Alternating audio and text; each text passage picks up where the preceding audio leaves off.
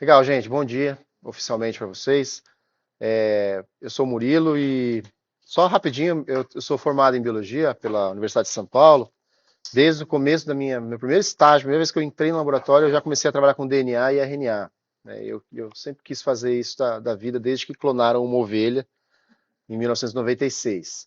E a ideia dessa aula aqui, como eu estava comentando com a nossa colega, dar um fundamento, principalmente para o pessoal de computação, que está há muito tempo já sem ressuscitar esses conteúdos, né, que a gente passou pelo ensino médio, mas eu vou adentrar um pouco a graduação, tá? Então eu vou passar alguns conceitos novos para vocês.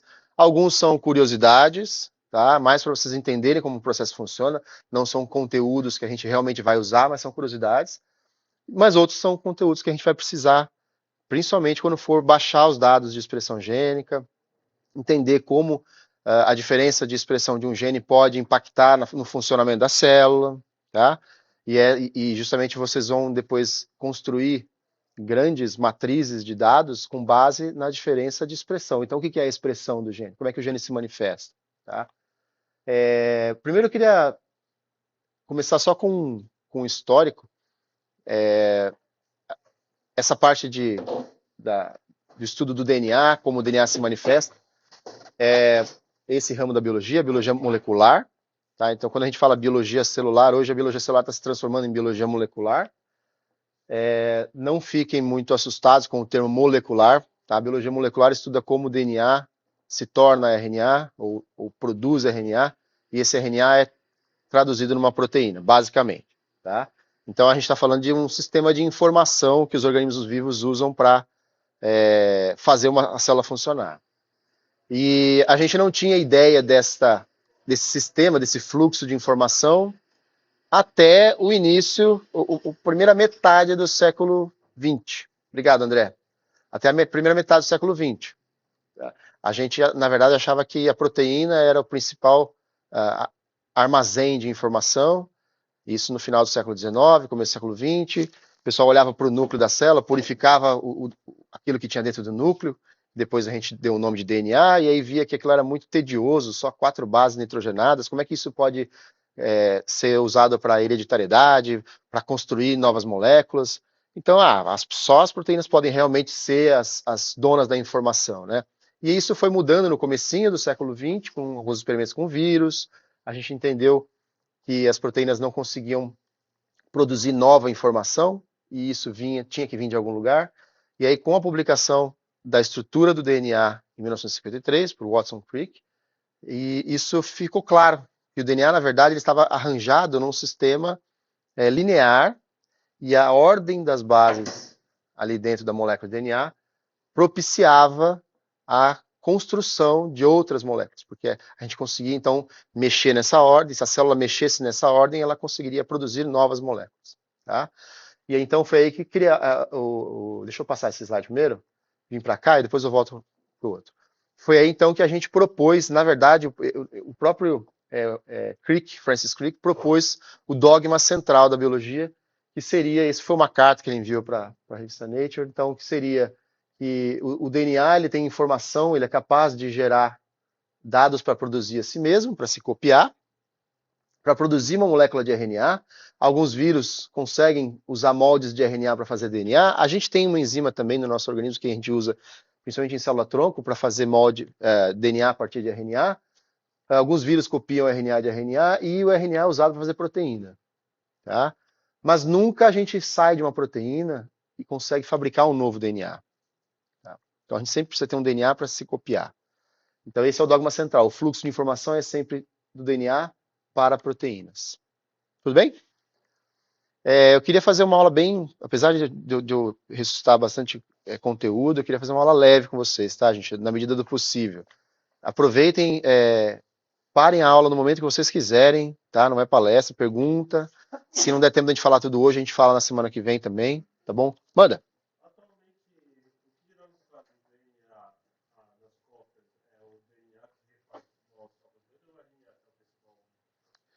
Não, o DNA ele já tem, na maioria dos casos, o próprio DNA é responsável pela sua própria cópia. Ele usa proteínas para fazer isso, mas ele usa ele mesmo como molde. Se a gente lembrar que o DNA tem 2 fitas, quando a gente separa as fitas, essa sequência fica aberta e ela serve de molde para fabricar a próxima.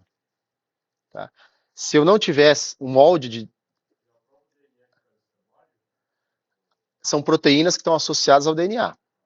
Tá? Mas precisa haver um molde de DNA para a proteína copiar. Ela não consegue sozinha gerar um DNA a partir do nada. Tá? Então é por isso que o fluxo de informação sempre sai do DNA e caminha para a proteína e nunca o contrário. Tá?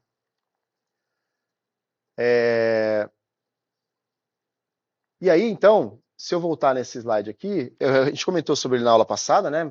A gente tem um humano aqui em 3 contextos diferentes, um embrião humano aqui com mais ou menos 5 dias de vida, aqui a gente tem pele, aqui a gente tem um neurônio iluminado aqui com uma proteína fluorescente, e eu separei um pedacinho do genoma dele em cada contexto, tá? São 3 genes aqui, pode ver que os genes são os mesmos, então o genoma humano é sempre o mesmo em todas as nossas células, com raríssimas exceções, a gente recombina o nosso DNA em algumas células, mas via de regra ele é o mesmo. E então o que faz um embrião se comportar, as células embrionárias se comportarem de um jeito, as células da pele se comportarem de outro, e o neurônio se comportar de outro jeito, na verdade, a manifestação do gene. E a manifestação do gene é produção de RNA. Tá? Isso é conteúdo do ensino médio.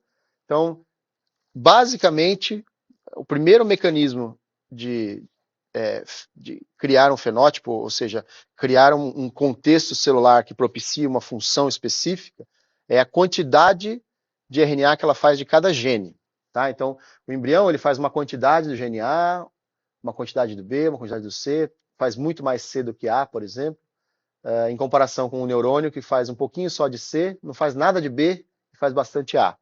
Tá? Então, se eu extrair RNA de diversos tipos de células diferentes, aquela mistura de RNA que eu vou ter ali dentro é específica de cada célula. Tá? Hoje em dia, a gente consegue até treinar algoritmos computacionais para, sem o algoritmo saber de onde veio essa quantidade de RNA, ele acerta o tecido que é, tá? Com muita precisão. Inclusive, a gente usa isso para diagnóstico de alguns tipos de tumores, por exemplo. Tá? Você baixa um conjunto de dados, ele olha o padrão de expressão gênica, o padrão de proporção entre esses transcritos, e ele adivinha, isso aqui é tumor gastrointestinal. Tá? Se eu der um monte de amostras, a máquina consegue classificar os tumores gastrointestinais para cá, os tumores do sistema nervoso central para cá. Tá? Então, esse padrão de expressão hoje é bem conhecido, apesar da gente não conhecer a função de todas as proteínas, mas a gente consegue olhar essas proporções e já entender esses padrões. Tudo bem? Então, quando eu falar expressão gênica, lembrem que o gene ele se expressa transcrevendo. Então, esse gene é muito expresso, ele é muito transcrito. Por exemplo, esse aqui. Esse gene é pouco expresso, ele é pouco transcrito, como esse aqui. Esse gene não é expresso, ele é silenciado, como esse aqui. Beleza? Ok? Legal.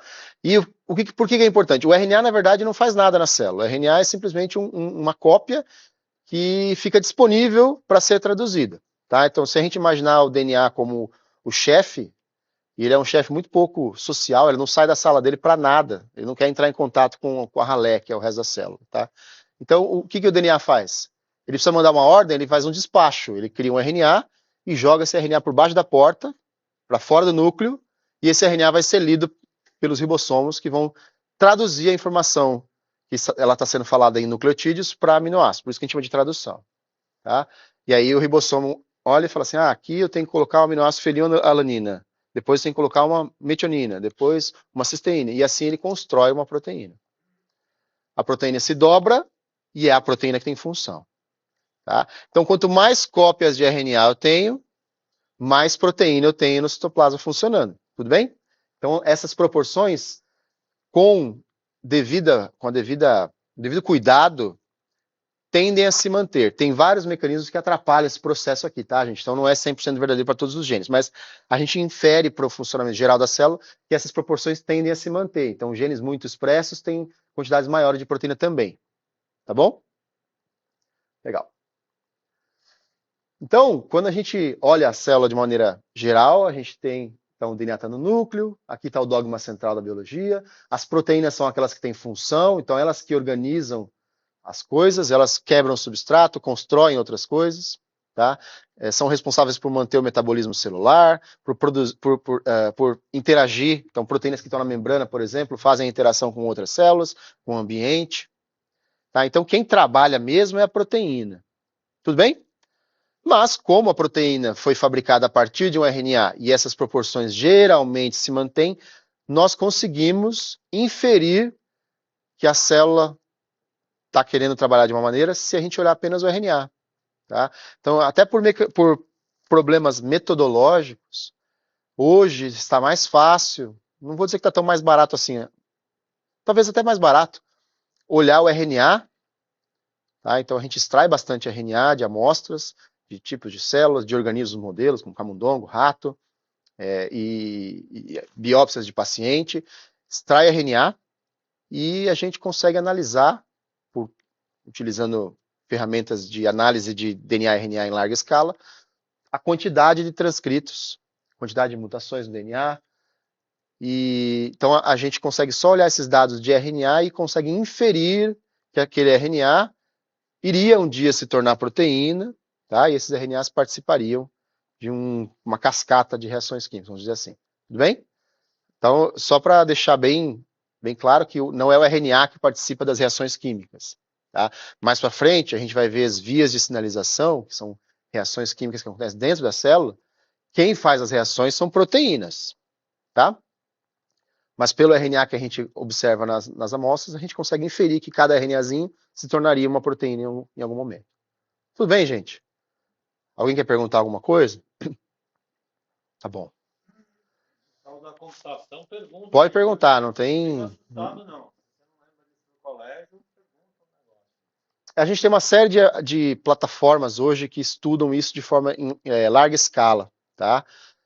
Na verdade, o estudo do DNA e RNA começou de maneira mais condizente com o fluxo de informação, começou a partir da década de 1950, tá? Mas em 1960, 70, a gente já conseguia sequenciar DNA de maneira muito regional. Então a gente conseguia pegar pequenas moléculas, sequenciar DNA, então descobrir a sequência de DNA, de RNA e proteína de pequenos trechos.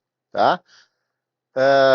No começo da década de 90, a gente automatizou o processo, criou grandes sequenciadores, o genoma humano começou a ser sequenciado com uma quantidade imensa são assim, centenas de sequenciadores automáticos que conseguiam ler pedacinhos de 500 nucleotídeos cada. Tá? Nosso genoma, vocês têm noção do tamanho do nosso genoma? O pessoal da biologia não fala. Nosso genoma tem 3,2 gigabases, tá? Então 3,2 bilhões de nucleotídeos. E esses nucleotídeos são organizados em pacotes, que são os cromossomos, tá? E nós temos, na verdade, 2 sets de cromossomos. Um set que veio do pai e um set que veio da mãe. Então nós somos diploides, tá? Então a gente tem 6,4 gigabases de informação dentro do nosso núcleo. Tudo bem? Então, se a gente pegava 500 bases, a gente demorou 10 anos para sequenciar os 2 primeiros genomas. Então, começou em 93, foi até mais ou menos 2001, saiu o primeiro rascunho, em 2003 saiu o genoma final.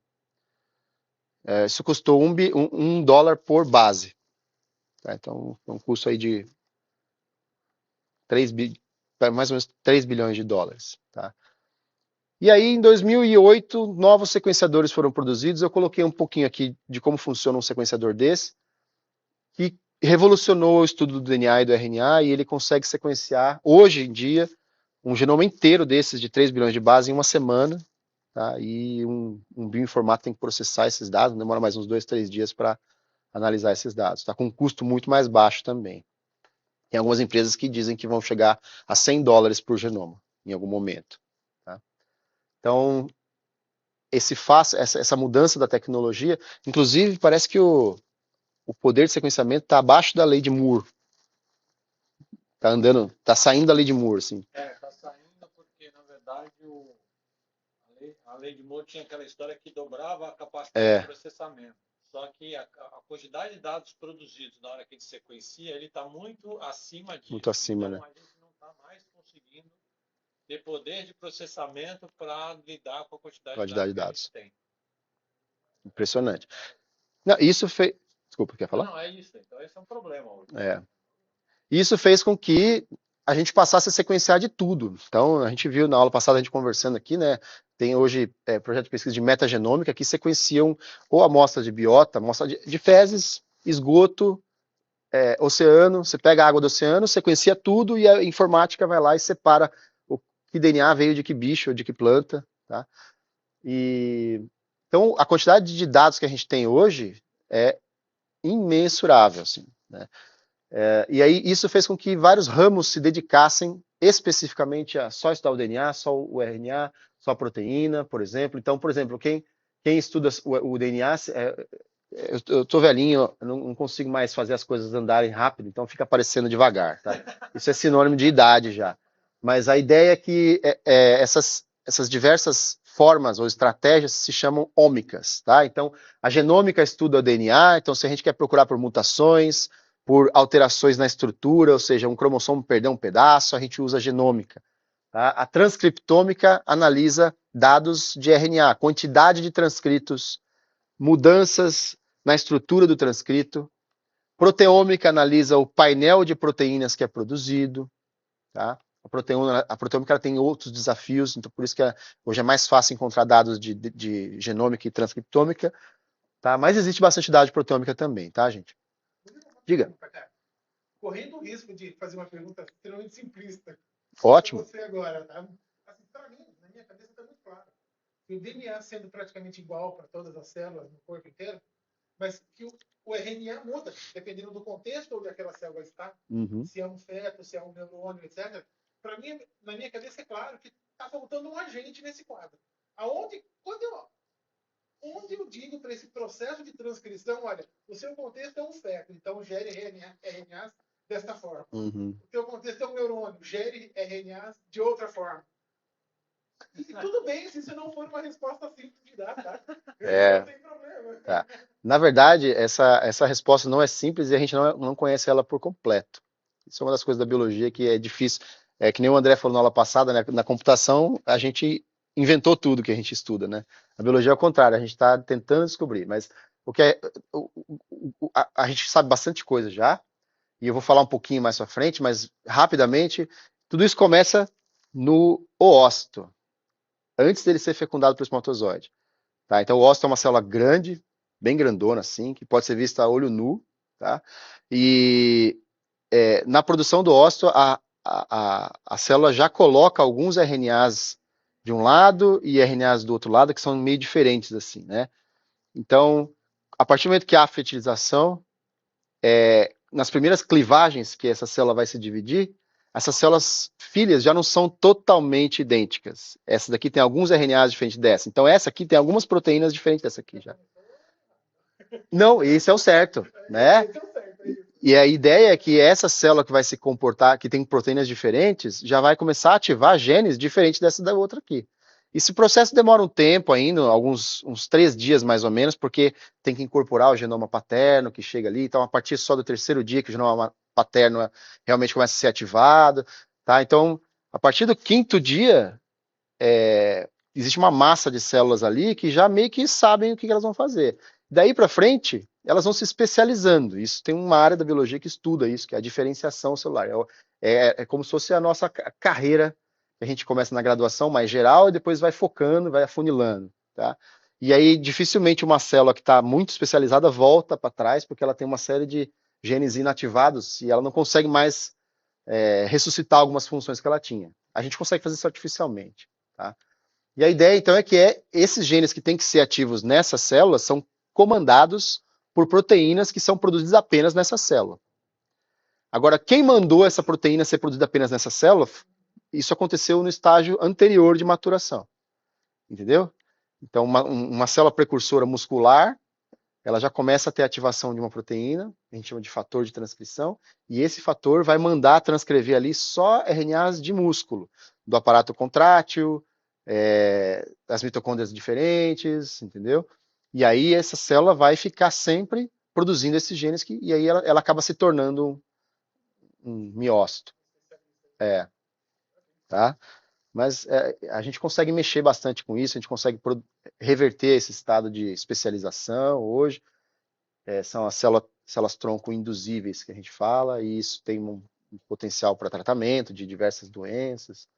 Mas isso aí já é uma outra aula, né? Uma outra disciplina, na verdade. Tá, e só finalizando, tem também uma área que estuda só os metabólitos, que são derivados de reações químicas, que podem ser desde pequenas moléculas até moléculas um pouco mais complexas, que vão se acumulando porque algumas reações estão acontecendo, e essa assinatura metabólica pode indicar se uma célula está passando por um estresse, ou se ela já entendeu que uma série de reações químicas parou de ser produzida e uma nova série de reações passou a funcionar. Então a gente consegue separar esse contexto A do contexto B, tá bom? Então quando a gente falar em ômica, lembrem sempre que são plataformas de análise em larga escala. Então são o genoma inteiro, eu vou analisar o transcriptoma inteiro, tá? Então basicamente a gente tem isso aqui, ó. Esse é o dogma central, tá? O DNA está aqui, as duas fitas se separam, um RNA é produzido exatamente com molde no DNA, e esse RNA vai ser traduzido em proteína. Então, eu queria trazer algumas definições, queria que vocês me ajudassem.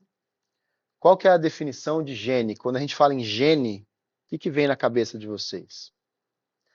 Só vou adiantar que mesmo para nós da biologia não é alguma coisa exatamente estabelecida, tá? Então, fiquem tranquilos se isso for meio nebuloso ainda. Principalmente porque a mídia trata o gene como se fosse assim, uma coisa mística quase, né? Uma entidade, né? O que seria um gene? Um lado do pai e um da mãe, quando combina. É um gene, para mim, é um parzinho. Tá. E se eu te contar que, na verdade, um gene está dentro desse parzinho? A gente tem uma estimativa de genes que produzem proteína de 20 mil genes. Então, na verdade, aquele parzinho que veio da mãe tem vários genes ali dentro. Então, você tem que afunilar mais a visão. E aí? Mas eu lembro. Foi lá no fundo da cabeça, pegar a informação. Uma imagem assim, de um cromossomo, e tipo assim, cada partezinha colorida assim, cromossomo sendo um gene. Eu lembro disso. Tá chegando perto, tá chegando perto. Ela disse teste, eu faço. Faz 20. É isso aí, mas tá chegando perto. Mas ainda não é, ainda tá faltando informação. Manda. Pode gerar um... Perfeito. Legal. Você é da biológica, né? Tá, então, vocês viram que ele usou cuidadosamente as palavras, né? Uma sequência de bases que pode gerar uma proteína. Essa é a definição mais atual que a gente tem, tá? Então, na verdade, o gene é uma informação, é um ponto de informação que está dentro do DNA. O DNA, então, vocês imaginam como se fosse uma rodovia imensa, tá? E aí, o ponto que vai de uma cidade até a outra seria um gene. E esse ponto que vai de uma cidade até outra é um ponto, na verdade, é um segmento, né? Esse segmento ele tem um conjunto de bases e, quando for transcrito, vai gerar um RNA. Tá bom? Essa é a definição de gene. Tudo bem? Piorei? Era melhor ficar com a... Tá, então se a gente tem um DNA, tá, um DNA bem grande, vocês têm noção do tamanho de um cromossomo? Qual é o tamanho de um cromossomo? A gente tem cromossomos de tamanhos muito diferentes, tá? Tem cromossomos grandes, cromossomos bem pequenininhos. O cromossomo 1 é o nosso maior cromossomo. Qual é o tamanho dele? Lembrando que ele está confinado dentro de um núcleo que está dentro de uma célula, mas o tamanho do cromossomo 1 é quase 10 centímetros. Tá? Então, um cromossomo que a gente tem, o cromossomo 1, ele é uma fitazinha com 2 nanômetros de espessura, mas 10 centímetros de comprimento. Ele é grande. Tá? Então, se você pegar em cada célula, eu tenho 2 cromossomos 1, 2 cromossomos 2, que são quase o mesmo tamanho, 2 cromossomos 3, 2, 4, 2, 5. A gente tem mais ou menos 2 metros de DNA em cada célula. Tá? Tudo isso está bem compactadinho num núcleo que geralmente tem 8 micrômetros de tamanho. Então, isso aí está tudo esmagado dentro do núcleo, muito bem compactado. Tá? Então, esses 3.2 gigabases aí, tem várias partes deles que tem informação para fazer proteína, ou pelo menos fazer um RNA. Tá? E a gente chama de gene quando ele é efetivamente transcrito. Tá bom? Quando ele gera o RNA. Na minha época de ensino médio, a gente tinha uma informação de que apenas 3% do genoma tinha informação para fazer proteína. Isso significava, na época, que 97% não era transcrito, não tinha função. E naquela época a gente usava o termo junk DNA, tá? Um DNA lixo, que está lá, olha, a gente tem um DNA imenso, um cromossomo desse tamanho, e só 3% geram alguma proteína. Tá? E aí isso ficou, por muito tempo, ficou consolidado. Tá? Claro que desses 97% tem uma parte estrutural, tem partes que tem que ser ancoradas na parede do núcleo, tem as pontinhas que são protegidas para não ter degradação. Então, consegue tirar, 2% daqui, mas ainda continua 95% no meio do caminho que não serve para nada. E por que a evolução... Nós, organismos vivos, a gente tem uma economia de energia absurda. Por que a gente mantém essa... Imagina, toda vez que uma célula vai se dividir, vai se copiar, ela tem que copiar um monstro desse tamanho para usar 3%. Tá? E a gente só conseguiu responder melhor essa pergunta quando a gente sequenciou o genoma humano inteiro, e aí a gente passou a sequenciar RNA também. E aí a gente começou a pegar RNA de diversos contextos, desde a primeira célula, tá, o zigoto, aquela primeira célula que é originada pela fecundação, todas as etapas subsequentes, até um organismo pós-mortem. Tá? Então, existem alguns genes ali que são ativados 30 minutos depois que a gente morre. Ninguém sabe explicar por quê. Tá? Mas, assim, se a gente contar todos esses transcritos, a gente chega a uma conta de que 88% do nosso DNA é transcrito em RNA em algum momento da vida. Não em todas as células, tá? Nem todo isso aqui é para fazer proteína. Na verdade, esses 3% são RNA mensageiro, que é o RNA que vai ser usado para fazer proteína. Tá? 85% são outros RNAs que participam de outras coisas. Tá? Então, nosso genoma é ativamente transcrito. Tudo bem? Legal. Então, a gente tem muito mais genes, né? Para vocês terem uma ideia, esses 3% aqui, a estimativa é que esses 3% gerem mais ou menos 20 mil proteínas. Tá? 20 mil, a gente tem 20 mil genes no genoma para gerar proteína. Tudo bem? Mas que codifica a mRNA ainda está nos 3%? 3% é RNA mensageiro, mRNA. Tá? Quando a gente junta todos os outros DNAs, a gente chega nisso aqui.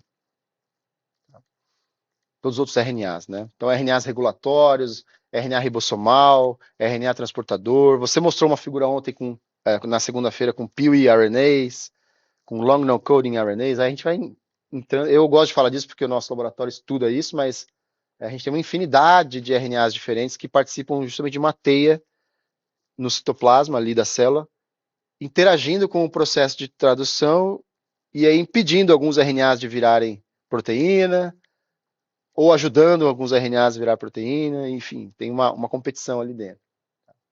Então, basicamente, um gene é um segmento, tá? Que vai de um nucleotídeo, que a gente chama de nucleotídeo 1, até, ele pode ser imenso, tá? A gente pode ter 50 mil bases, 100 mil bases de tamanho, assim, pode ser muito grande ou pode ser muito pequenininho. E esse segmento aqui vai ser usado para fabricar um RNA. Ponto final. Tá bom?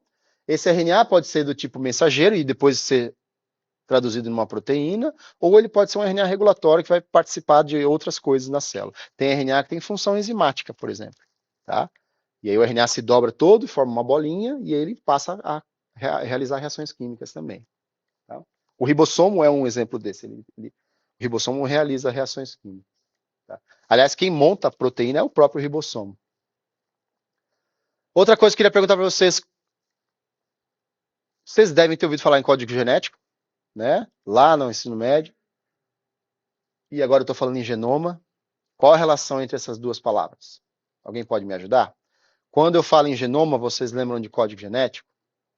Ou qual seria a definição de código genético? Ou de genoma? Então, com base no que a gente conversou até agora. Vou deixar mais simples. Código genético é igual ao genoma? Esse pessoal só começa a funcionar depois das 10. Vai lá, gente. Vai, pode arriscar, gente. Não tem problema não vale nota. Ainda. Bom. Genoma está contido no código genético. O que vocês acham? Se eu coloquei aqui e criei uma polêmica, provavelmente aqui não é igual, né? Então, por eliminatória, eu falaria não, só por ter maior chance de acertar, tá? Mas a gente não considera genoma exatamente igual ao código genético, mas essa é uma informação que se propaga erroneamente na mídia, por exemplo, tá? No ensino médio, a informação não fica consolidada e lá na biologia a gente corrige, tenta corrigir essas definições erradas, tá? Ó, essa notícia aqui é de 98, ó, 11 de dezembro de 98. Trabalho feito nos Estados Unidos, no Reino Unido, é o primeiro a mapear genes de um animal com mais de uma célula. Pesquisa inédita decifra código genético. Tá? Então, isso saiu na Folha de São Paulo. Vocês viram que o tema é pesquisa inédita decifra o código genético. 98. Na verdade, o código genético foi decifrado em 62, tá? Com a publicação do Nirenberg. E o que é o código genético? O código, como a palavra código quer dizer, é a tradução de uma linguagem para outra linguagem. Tudo bem? Em computação, vocês usam a palavra código para outra coisa, né? O código é um programa. É um programa, né? O que você está falando aí é provavelmente um tradutor ou um compilador. Então, basicamente, o código, ele diz que, olha, eu tenho esses nucleotídeos e para cada quantidade de nucleotídeos, para combinação de nucleotídeos, eu tenho que colocar um aminoácido aqui. Tudo bem? Não é um mapeamento. O mapeamento tem a ver com a localização de cada gene. É um termo muito específico. Na computação a gente usa mapeamento? Tá vendo? Tá. Então a gente vai precisar de um código para traduzir a nossa conversa aqui, né? Tá? Mapeamento em genômica indica a posição de cada gene. Cromossomo 1, nucleotídeo 150 milhões até não sei qual. Tá? Esse é o mapeamento.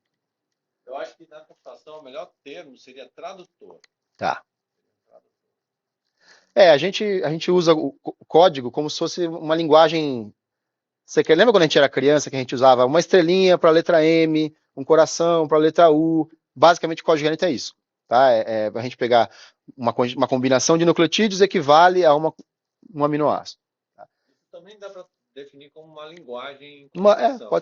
Pode ser. Quem não sabe como é que isso é uma linguagem de computação, eu vou dar uma aula hoje de tarde sobre linguagens formais. Eu vou falar exatamente sobre isso, só que não em genética. Eu te empresto o slide do Nirenberg para você usar.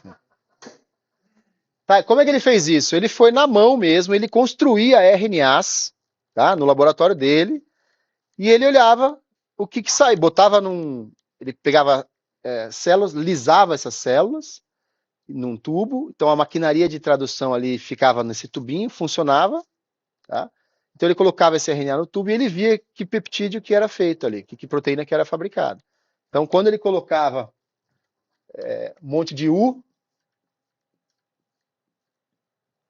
gerava uma proteína com o mesmo aminoácido. Tá bom? Quando ele colocava um monte de U e A, U são uracilas, tá, gente?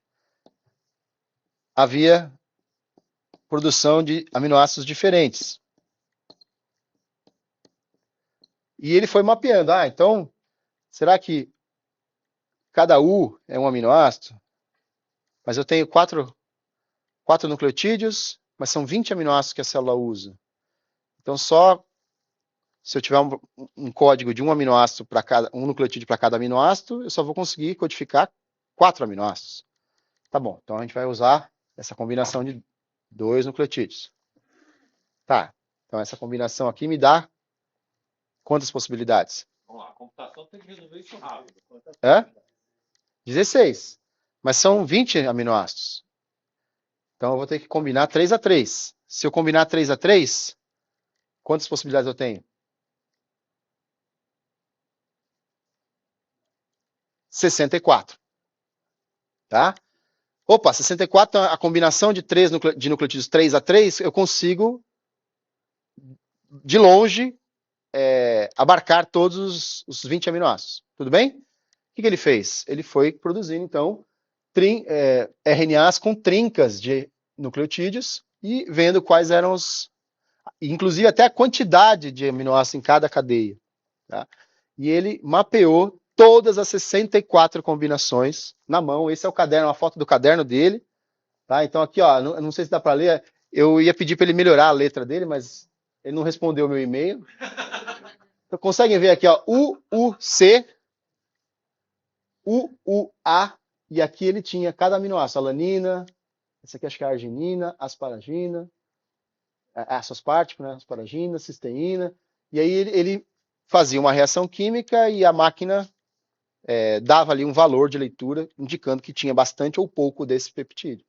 Então, esse mapeamento aqui todo, ele conseguiu dizer com precisão qual era o código genético. Ele criou uma tabela, e essa tabela é essa aqui, ó. Se apareceu o U várias vezes, 3 vezes seguidas, a célula entende como fenilalanina. Se aparecer o C, ela também entende como fenilalanina. Tá? Se aparecer UUA, ela entende como leucina. Se aparecer um UUG, ela também entende como leucina. Claro, a gente tem 64 combinações, mas só 20 aminoácidos. Então a célula repete essas trincas. Tudo bem? Tá bom? E aí a mitocôndria ela pode ter algumas variações nas posições aqui. Ela tem um aminoácido diferente que ela usa também. Tem. Não é tão universal assim que nem eu coloquei aqui. Tá? Mas o importante isso aqui foi muito importante para a ciência, é que se eu pegar um DNA humano e colocar numa bactéria, a bactéria usa esse código aqui e traduz uma proteína muito semelhante. Na verdade, a sequência de aminoácidos igual a que está humano. Então, o ribossomo da bactéria sabe ler esse código. Tá? Eu posso colocar em planta. Claro que a proteína depois ela é modificada, então a bactéria não consegue, dependendo do gene, a bactéria não consegue produzir uma proteína exatamente igual. Tá? Ela precisa colocar alguns açúcares e aí isso já fica mais complicado. Tudo bem, mas esse código é universal. Isso aqui, gente, é diferente de genoma. Tá? Então, o que é o genoma? O genoma é uma coisa específica de cada organismo. Então, eu tenho o meu genoma. Tá? A abelha que pousou ali no jardim tem o genoma dela. A bactéria que mora aqui na minha boca tem outro genoma. Tá? E o genoma ele é definido pela quantidade haploide, ou seja, a quantidade simples de DNA que um organismo tem. Tá? Então, nós somos diploides, a gente tem um set que vem da mãe e um set que vem do pai. Então, nós temos 2 sets de DNA em cada célula nossa. Tudo bem? Com exceção dos gametas, que a gente propositalmente faz o gameta com um set só, porque esse gameta vai encontrar outro gameta um dia. Tudo bem, gente? Tá? Então, é um conjunto haploide. Quando a gente falar de, o nosso genoma tem 3 bilhões de bases, o 7 que você ganhou do seu pai tem 3 bilhões de bases, e o 7 que você ganhou da sua mãe tem 3 bilhões de bases. Tá bom? Okay? Quando você for até uma plataforma que chama Genome Browser, que é uma plataforma onde eu consigo olhar para o genoma humano de maneira visual, ela tem uma interface gráfica muito interessante, ali a gente está vendo o conjunto haploide. Eu não estou vendo os dois sets de cromossomos de uma vez. Tá?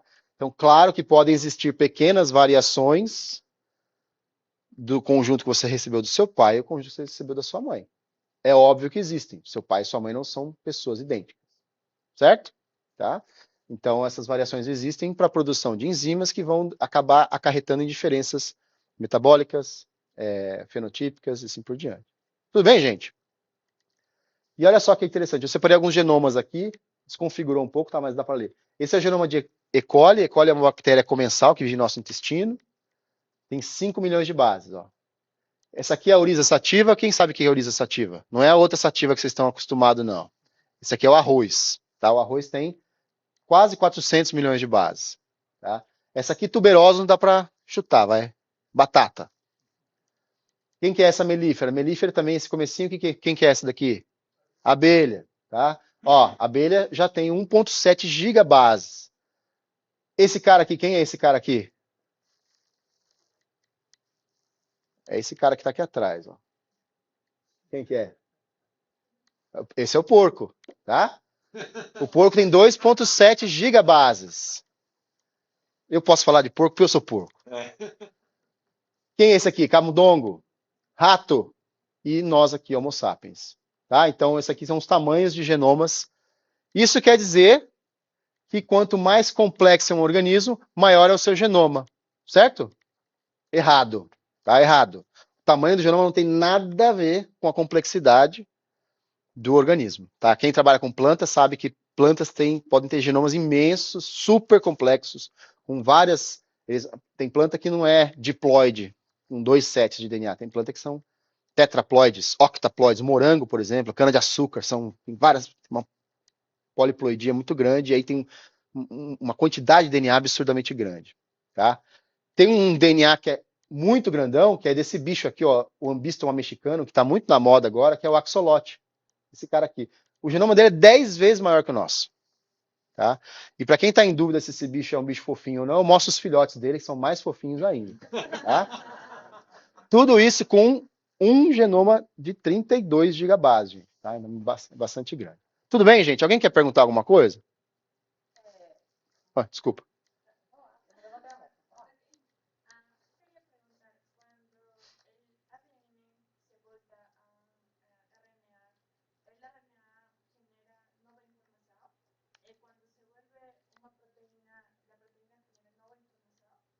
O simplemente ese DNA se resume en RNA y luego se resume a una proteína. Não há informação nova. Tá? A informação está no DNA e o RNA é uma cópia do DNA, do ADN. Não é mais resumida, é uma cópia fiel, idêntica. Tá? Este RNA pode ser modificado, cambiado, e essa informação pode ser ligeiramente, um pouco diferente da cópia original. Tá? Então, a proteína fabricada pode ser um pouco diferente da original. Tá? Mas, basicamente, não há informação nova, a informação que não estava no DNA. A informação sempre estava lá. Tá? Deixa eu fazer uma tradução para quem não é da biologia, né? Talvez a confusão que você esteja tendo são duas coisas. Primeiro, o RNA ele copia um pedaço do DNA. Não é uma cópia do DNA inteiro. Essa é uma diferença. Certo? E depois a cópia, aí o Murilo me corrige se eu estiver errado, mas a cópia é uma cópia meio, vamos chamar, traduzida, porque eventualmente tem uma daquelas que ele corresponde a um diferente, né? A uracila vira, eu não lembro dessa... Na verdade, é uma mudança técnica que a biologia acabou... Não vale a pena. Mas ela não muda a informação. Isso não muda a informação. Tá? Tudo bem se você tiver essas pequenas diferenças, você tem a redundância lá na tabela. Isso. Geralmente a terceira base, a gente chama de base flutuante, ela não importa muito para isso. E a diferença do DNA usar a uracila, o DNA não usar a uracila a gente acredita que o RNA surgiu antes que o DNA, mas como o DNA está envolvido no armazenamento da informação, a uracila ela é muito facilmente atacada por outros compostos químicos e ela reage mais fácil. Então, a opção por usar uma timina acabou sendo mais estável, de forma a perpetuação, né, a herança genética. Tá? Mas, basicamente, as duas bases, elas ficou meio redundante, né? Basicamente as bases, né? Mas elas são intercambiáveis. A gente consegue fazer DNAs híbridos. E a uracila, ela emparelha com a adenina da mesma maneira que a timina emparelha com a adenina. Então, no laboratório, a gente consegue usar as duas coisas de maneira bem intercambiável. Tá? Lembrando que os nucleotídeos que o DNA usa não são iguais, tá? A adenina que o RNA usa não é igual à adenina que o DNA usa. Eles têm uma modificação química. O DNA ele tem um oxigênio a menos, por isso que ele chama ácido desoxirribonucleico. Ele tem um oxigênio a menos do que o RNA. O RNA é só o ácido ribonucleico. Então, a célula nunca vai usar para fabricar DNA a mesma adenina que ela usa para fabricar o RNA. Tá? E vocês lembram do ATP, que a gente usa como energia? O ATP é a mesma adenina que a gente usa para o RNA. A gente usa como gatilho starter de reações químicas, que ele libera energia para uma molécula, uma enzima fazer uma reação, por exemplo. Tá? Esse aqui é o nosso conjunto, é o nosso conjunto de cromossomos humanos. A gente tem, na verdade, aqui 2 genomas, tá? Então a gente tem 2 cromossomos 1, 2 cromossomos 2, 2, 3, 2, 4, 2, 5. A gente tem aqui, nesse caso, uma mulher, então a gente tem XX, tá? A gente não tem o cromossomo Y. O cromossomo Y é o menorzinho que a gente tem, é muito pequenininho. Dos cromossomos não sexuais, o menor é o 21, tá? Esse aqui é um tipo de teste chamado cariótipo, que a gente consegue pegar o cromossomo quando a célula está se dividindo. E nesse momento da divisão que a gente consegue realmente visualizar os cromossomos de maneira única, individual. Quando a célula está trabalhando e não está se dividindo, os cromossomos ficam todos enrolados dentro do núcleo, é muito difícil de visualizar eles de maneira individual, tá? Mas os cromossomos existem e estão lá. Aqui, para vocês terem uma ideia, esse é o site do Genome Browser, da Universidade de Santa Cruz, na Califórnia. Aqui eu pedi para ele mostrar o cromossomo 21 inteiro, tá? Que é o menor cromossominho. Então, a gente consegue ver o cromossomo aqui. Esse é um cromossomo só, né? Não estou vendo os dois, né? A gente tem 2 21s. Essa região é a região do centrômero, é aquela cinturinha do cromossomo que serve para a gente separar na divisão celular. Então, essa região geralmente não tem genes. Na verdade, o cromossomo 21, essa região inteira aqui não tem genes. Então, tudo que está sendo mostrado está vindo a partir daqui até aqui. Aqui tem apenas alguns genes para fazer RNA ribossomal. E aí, cada linhazinha com um pontinho aqui tem um nome, tá vendo aqui? E um pontinho. Ó. Cada pontinho é um gene. Tá? E aí, se a gente for ver aqui, tem 1, 2, 3, 4, 5, 6, 7 genes com o mesmo nome. Isso quer dizer que 7 variações desse gene já foram observadas em humanos. Tá? Então, a maneira com que esse gene é transcrito, a gente pode transcrever sem um pedacinho, e aí gera uma proteína ligeiramente diferente. Tá? Então, além da gente gerar um gene e transcrever um RNA, a célula pode embaralhar um pouco esse RNA para fazer proteínas ligeiramente diferentes. Tá? Esse tipo de complexidade a gente não vai abordar no curso, senão nossa vida fica uma loucura. Tá? O nome disso aqui é splicing alternativo, a gente não vai abordar. Só vou colocar aqui só para ficar registrado. Splicing vem de edição, tá? Então é como se você pegasse um filme que o editor de cinema fazia antigamente. Eu não sei se eles fazem hoje com filme analógico mesmo. Você corta um pedaço aqui, tira essa parte, liga as duas aqui, e a gente tem então a retirada de uma parte. E a gente pode fazer isso, a célula faz isso ativamente. Mais da metade dos genes, na verdade, a maioria dos genes sofrem algum tipo de edição quando são fabricados. Tá vendo? Tem alguns deles que tem uma extensa quantidade de isoformas aqui. Tá?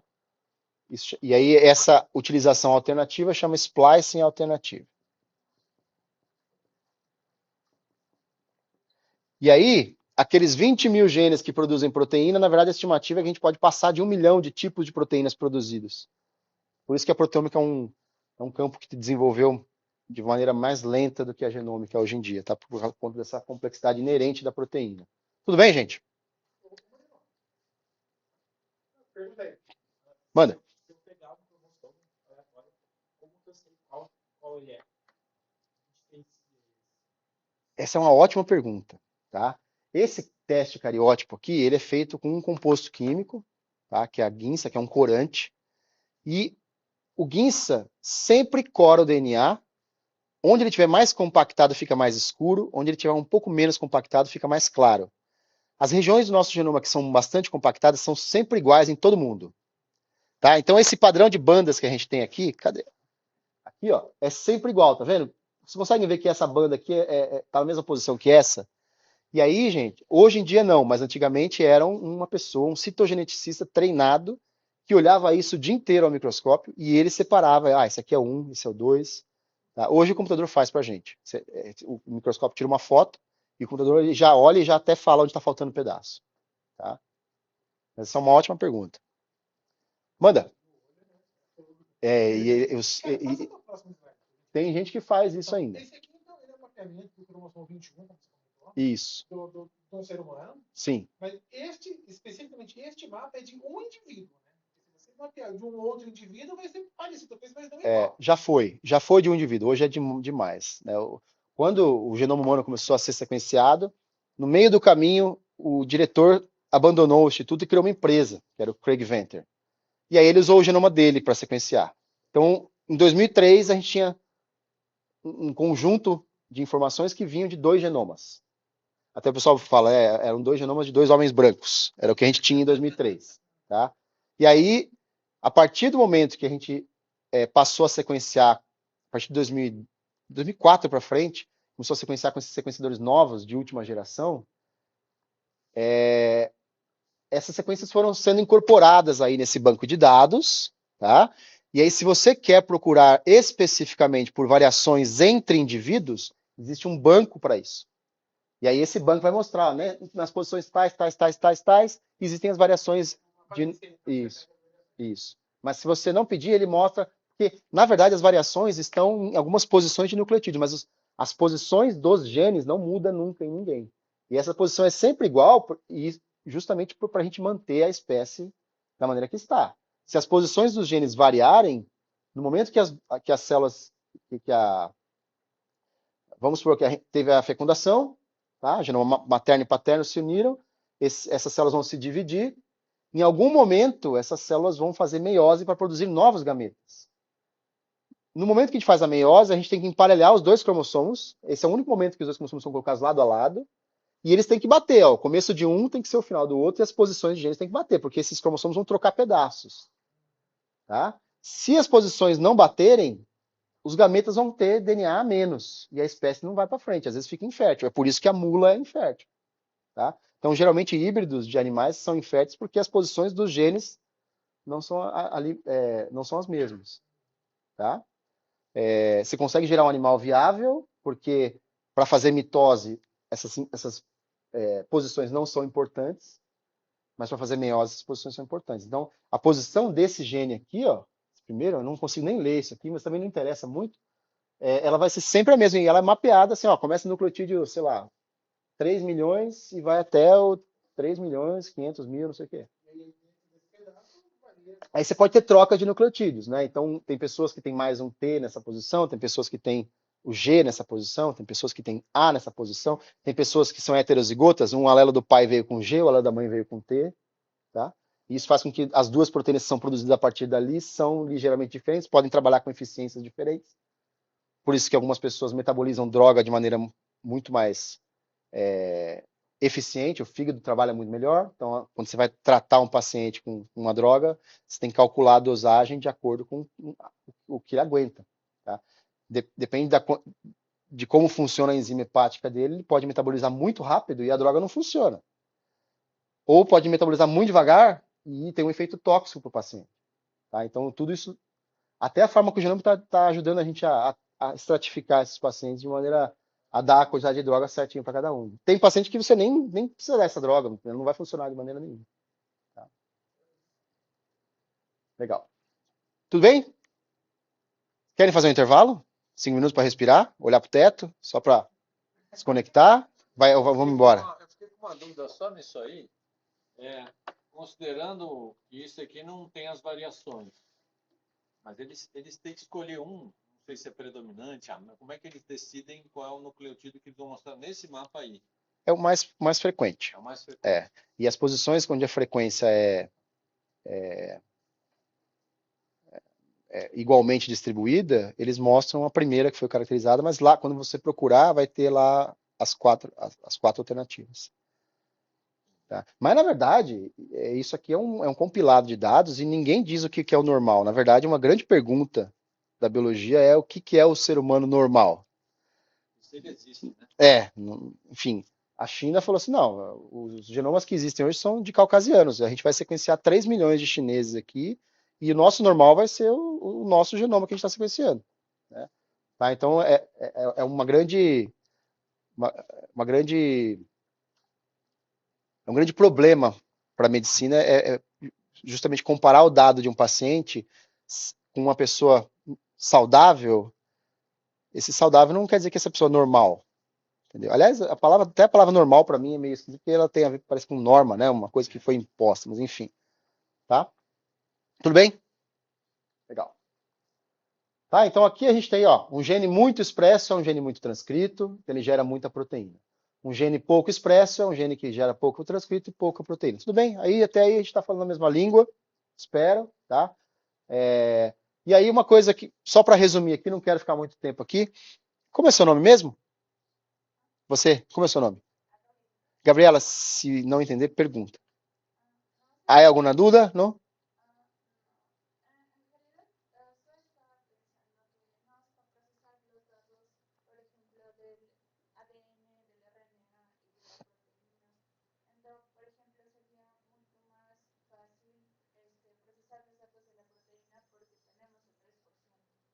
Então, si el ADN son 2 vidas, entonces el 3%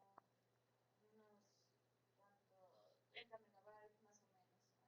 Entonces, para nosotros sería más fácil procesar los datos de la proteína. Entonces, normalmente estoy pensando cómo es que sería para nosotros, o sea, porque hasta ahora no he leído un artículo o algo parecido de la IA para procesar los datos del ADN, el RNA o de la proteína. Entonces, eso estaba pensando. Não, você tem razão. A quantidade de dados para a proteína é bem menor. Né? O que muda para a proteína é a produção do dado.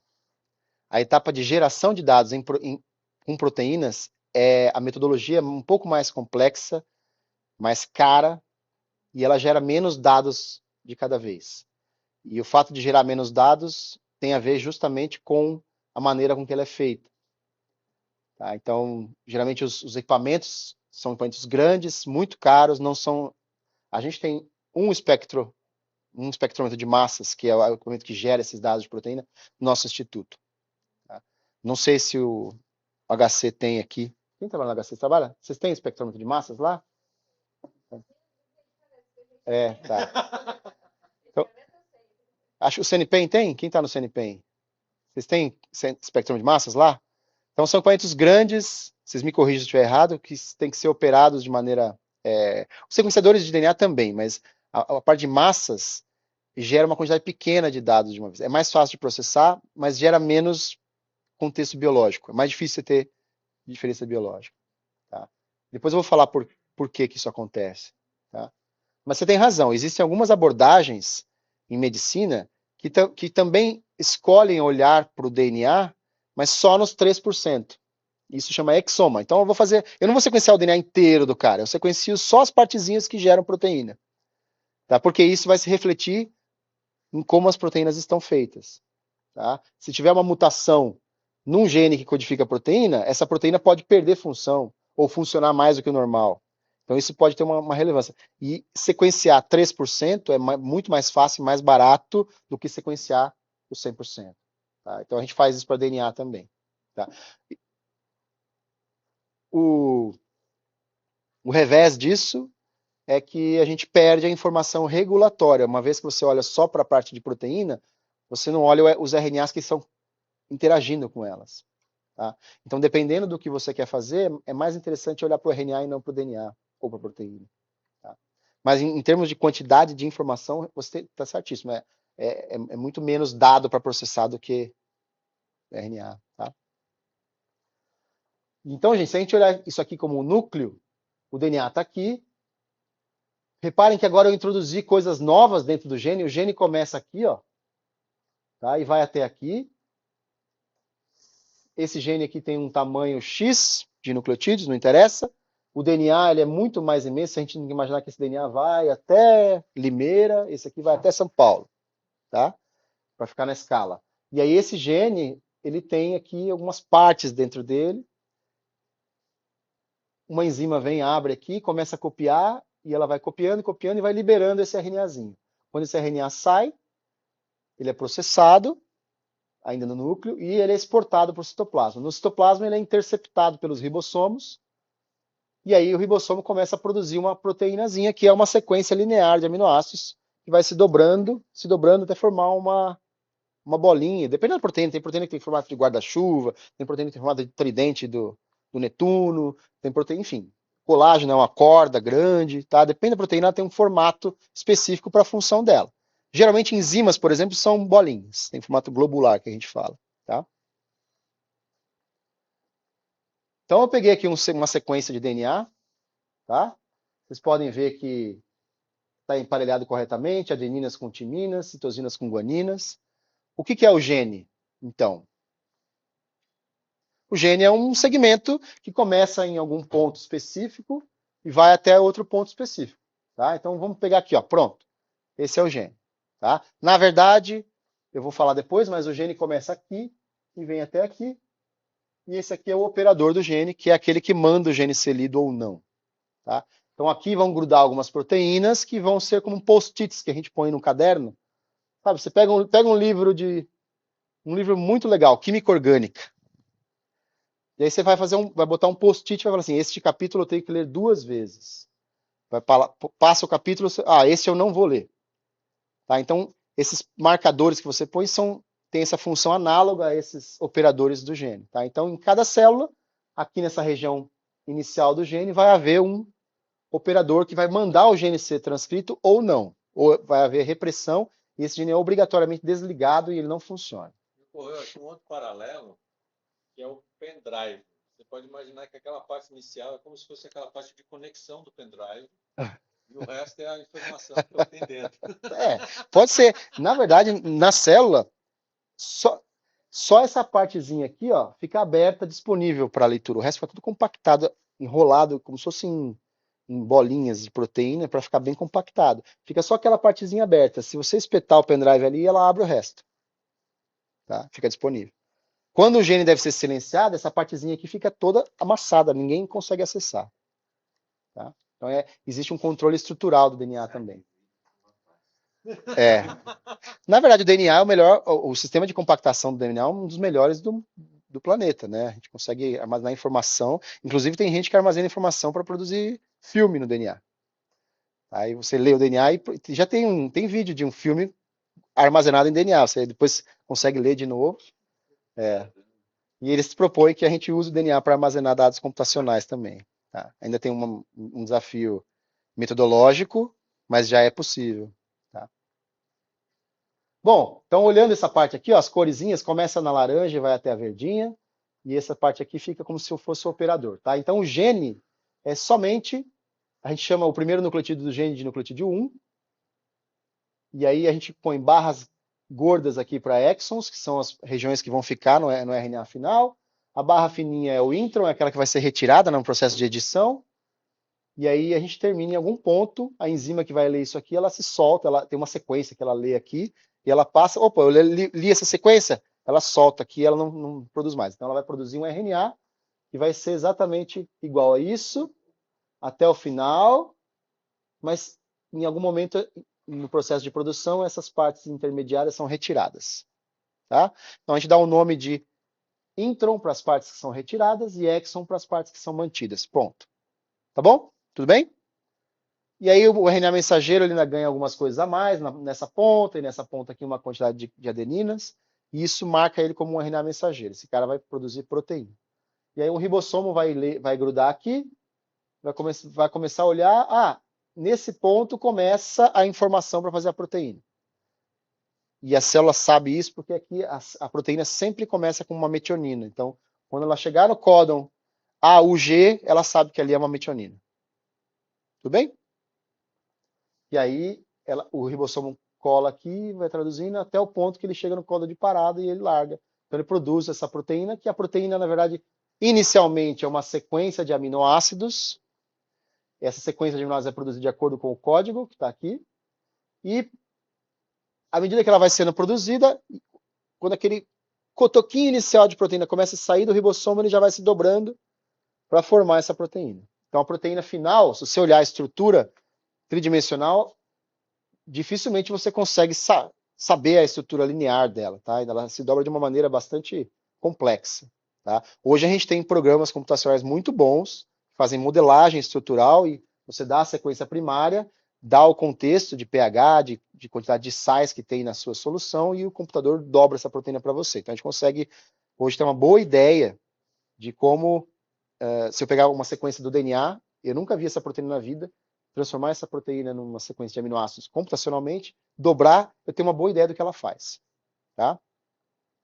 Boa ideia, tá, gente? Porque a vida sempre prega umas peças na gente. Tudo bem? Legal. Outra coisa é que o DNA tem duas fitas, né? Vocês lembram que o DNA tem duas fitas? Uma colada na outra? E aí o gene pode estar nos dois sentidos. Eu posso ter um gene que começa aqui e é lido para cá, mas eu posso ter numa outra fita um gene que começa aqui e é lido para cá. Tá? Então, o DNA humano, quando eu mostrei aqui para vocês, ó, a gente tem duas fitas, né? Essa fita aqui, ela anda nesse sentido, e essa fita anda nesse sentido para cá. Este gene em particular está nessa fita de cima, ele começa aqui e vai para cá. Se eu tivesse um operador desse lado, ele seria lido daqui para cá. Seria um gene completamente diferente. Então a gente tem genes sobrepostos no genoma humano. Tá? Genomas virais fazem isso. Genomas virais são muito compactos, né? O vírus precisa ser bem pequenininho, então ele põe em dois genes que são sobrepostos, assim. Quando você lê num sentido, sai uma proteína, quando lê no outro, sai outra proteína. Tá? Então a gente tem, por exemplo, ó, um pedaço aqui, tem o gene A que está apontando daqui para cá, o gene B está apontando aqui para cá, o gene C para cá, aqui tem dois genes seguidos, a gente fala tandem, e aí por aí vai. Tá? Então as duas fitas podem indiscriminadamente gerar transcritos. Tudo bem? Eu costumo usar essa analogia aqui. Ó. Esse aqui é um trecho da Dom Pedro, eu tenho um posto de gasolina desse lado, um posto de gasolina desse lado, e aí, se eu quiser acessar esse posto aqui, eu preciso vir por essa faixa aqui.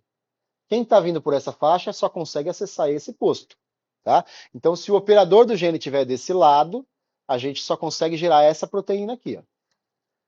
Tudo bem? Se o operador do gene estiver na outra faixa aqui, eu só consigo acessar essa proteína aqui. E são diferentes.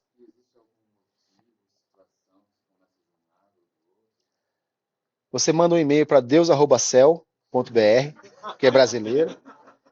Ele responde rapidinho. Na verdade, o motivo a gente não sabe indicar o porquê, tá? Mas existem sistemas de controles que podem esconder um lado e a célula usa só um. A célula pode usar os dois, tá? Mas o que a gente sabe é que as enzimas que leem isso aqui são grandes, tá? Então, vamos supor que esse DNA aqui, ó, as duas faixas, as duas pistas aqui, seja uma molécula de DNA com 1 metro de tamanho, assim, de diâmetro, tá? Então o DNA está passando aqui na sala, assim, tá? Cada base nitrogenada vai ter mais ou menos esse tamanho aqui. Uma base aqui, comparada com outra base aqui, a gente tem 1 metro mais ou menos de tamanho, tá? O processo enzimático que lê isso aqui, você consegue chutar o tamanho que vai ter? É do tamanho de uma van do Mercado Livre, que vai montar no DNA aqui. Se ele tiver 1 metro, a gente vai ter uma van grandona aqui. Ó. Então, não dá para uma van passar num sentido e a outra no outro sentido. Tá? Então, só vai haver transcrição eficiente se elas forem alternadas. Tá? Já foram publicados casos eles chamam até de Clash of the Titans, né? O choque de titãs, porque as duas enzimas se colidem e não há transcrição de ninguém. Tá? E talvez essa colisão aí não seja proposital, mas pode ter gerado um benefício e a evolução manteve ao longo do tempo. Entendeu? Coisa de louco, né? Tá? Vocês têm noção da velocidade que essa enzima faz esse percurso? Que a gente copia DNA e transcreve? Vocês acham que é rápido? Devagar?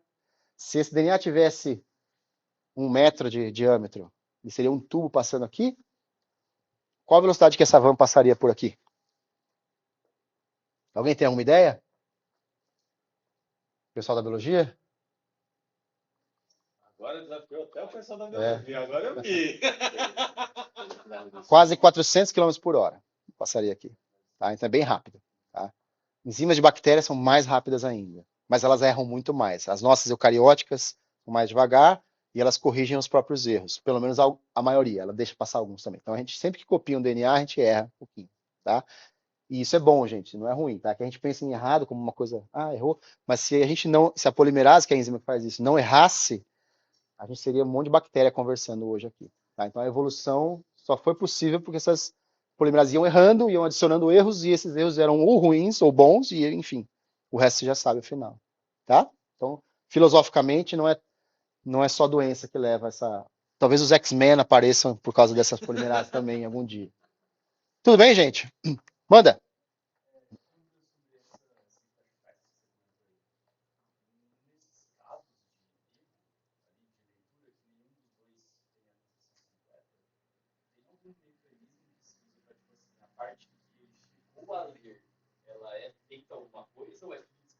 Tudo descartado e reciclado.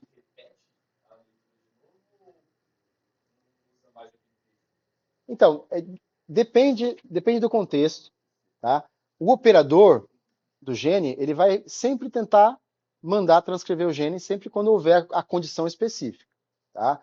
Então, por exemplo, um gene que seja responsivo a um determinado fator que só é liberado em condição de estresse, tá? Receptor de glicocorticoide, por exemplo. Você ficou estressado, libera cortisol, você tem que liberar o receptor junto para o receptor funcionar junto com o cortisol, tá? Sempre que tiver o contexto, a célula específica vai produzir o receptor. Acontece que aquele outro gene que está do outro lado, se também tiver na condição específica, o operador também vai mandar transcrever. Então, pode ser que haja um contexto onde só um dos genes funcione, funciona muito bem para aquele contexto. Em outro contexto, os dois genes funcionam ao mesmo tempo. E aí, a transcrição acontece em parte. Se ela não é finalizada, o RNA ele não tem essa cara final aqui, ele não vai para o citoplasma. Tá? Então, o processo todo é abolido, esse RNA o meinho aqui é degradado e os nucleotídeos são reutilizados para outras coisas. Tá? E fica fazendo isso o tempo todo. Ficaria fazendo isso o tempo todo. Tá?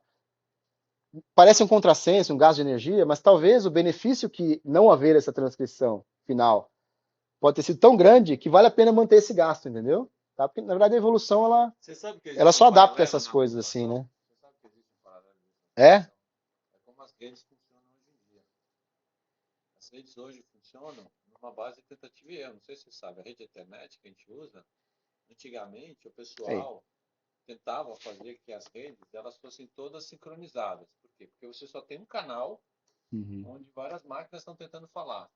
E aí tinha, a gente quando estudou a história das redes, tinha uma história assim, agora é você, agora é você, agora você, agora vai lá você de novo. Só que você perdia muito tempo, porque às vezes você não está querendo falar.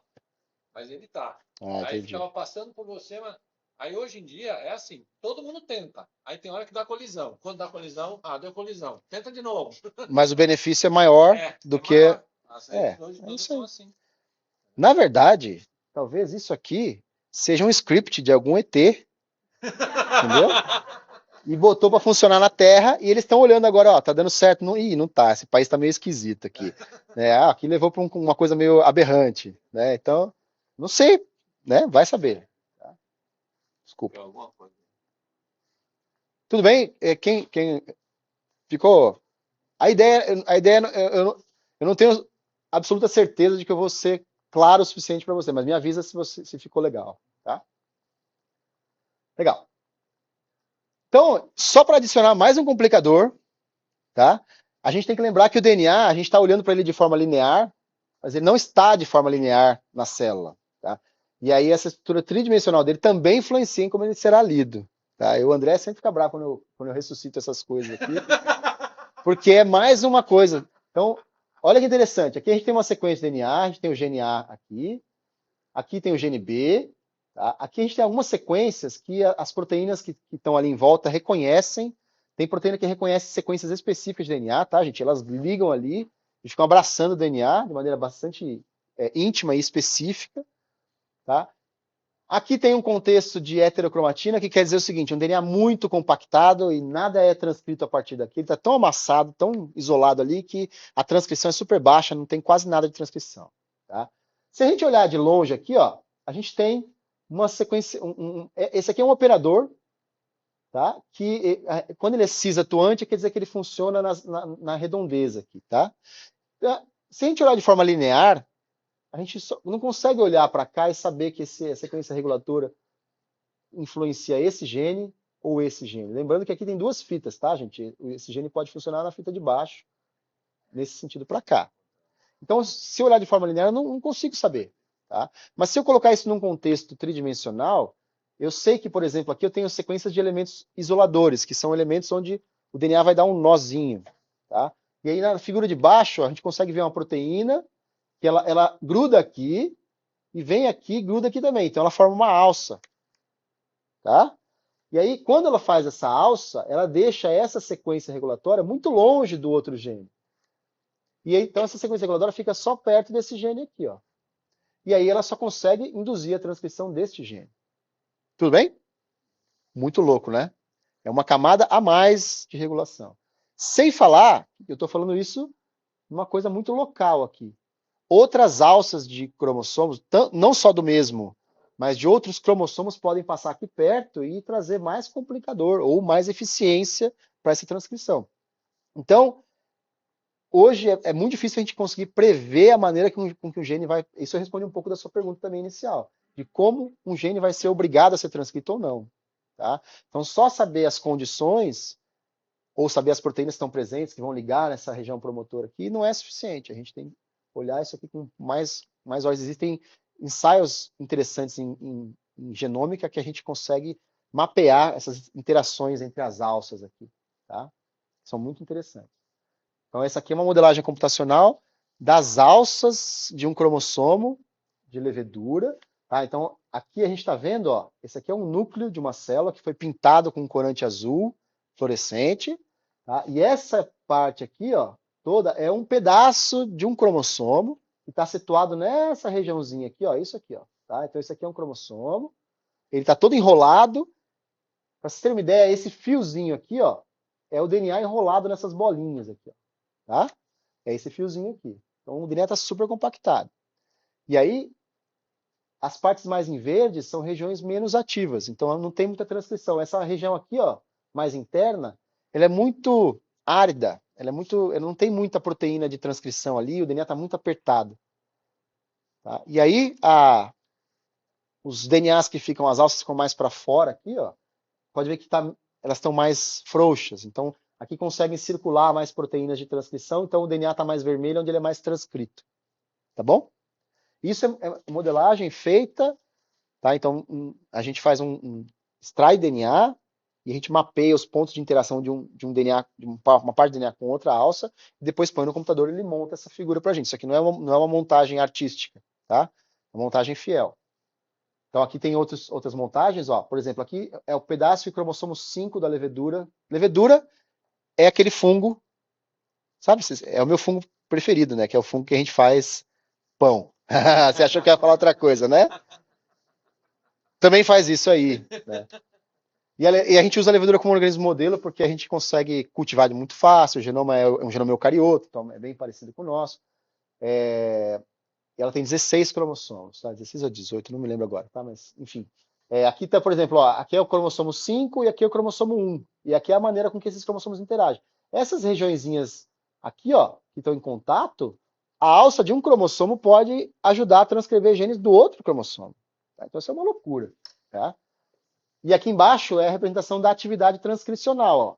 Percebe que a atividade transcricional nos dois cromossomos fica sempre nas bordas, tá? Mas isso aqui eu trago mais por curiosidade para vocês, tá? Não é conteúdo da disciplina.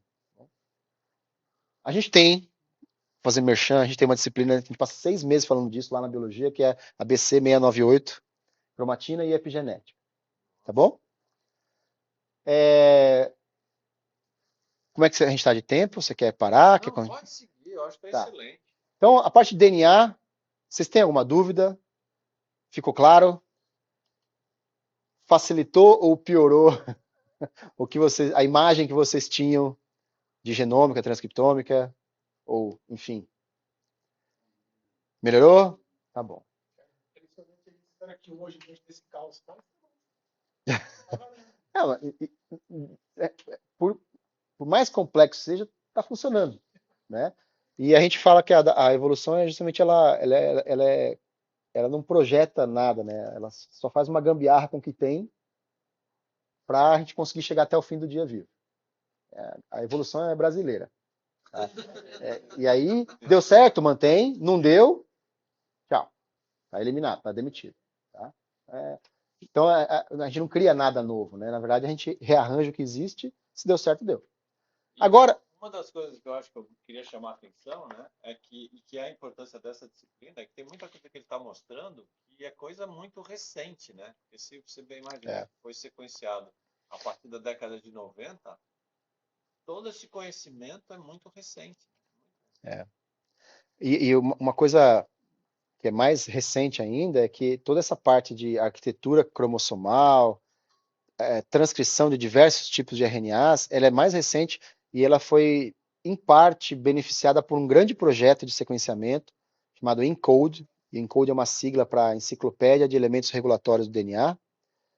E esse projeto, ele tinha como base entender como o DNA funciona. Tá bom, a gente tem agora a sequência do genoma humano, vamos entender como isso funciona. E aí passaram a estudar diversos aspectos, e tudo isso é compilado dentro daquela plataforma Genome Browser. Então, lá a gente tem não só a informação da sequência de nucleotídeos, mas todas essas análises de interação entre alças a gente pode baixar de lá, a posição de cada gene, as variantes em diversas doenças diferentes, a gente consegue informação de regiões regulatórias. E então, a partir do momento que todo mundo começou a fazer um upload de informação para lá, o nosso conhecimento nessa área de genômica explodiu. Tá? Isso foi de 2008 para cá, mais ou menos. Né? Ligeiramente recente.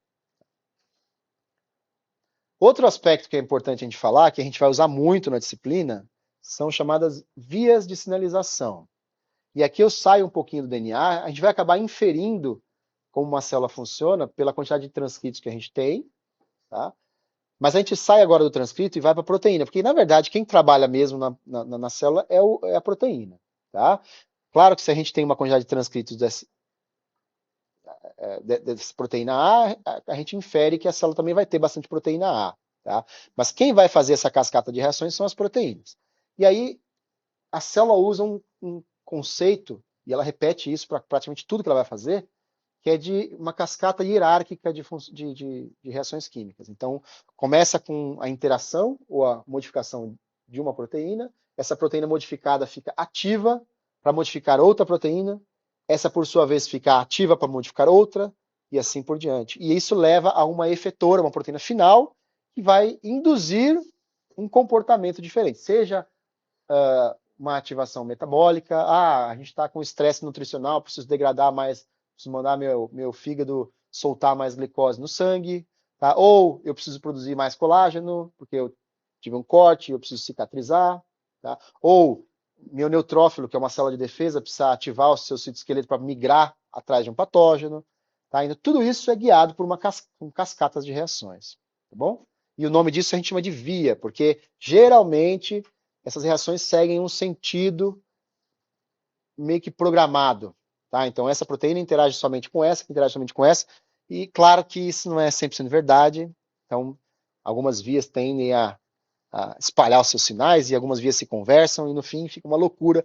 Você é farmacêutica, né? Você sabe muito bem disso, quando a gente vai tentar desenhar uma droga para inibir uma via, a célula vai e usa outra via, ou a droga inibe outras vias importantes, enfim. Tudo no começo parece muito bom, quando a gente testa, às vezes até testa em animais e dá tudo certo, chega no humano e o humano usa uma via alternativa e a célula consegue escapar da droga, tá? Então, como é que funciona a via? Essa aqui é uma via, é um esqueleto de uma via clássica, tá? Ela é pequena, então ela tem uma mensagem, tem um receptor, aqui é a membrana plasmática, tá? Então a gente está vendo a célula, é uma seção dessa célula aqui.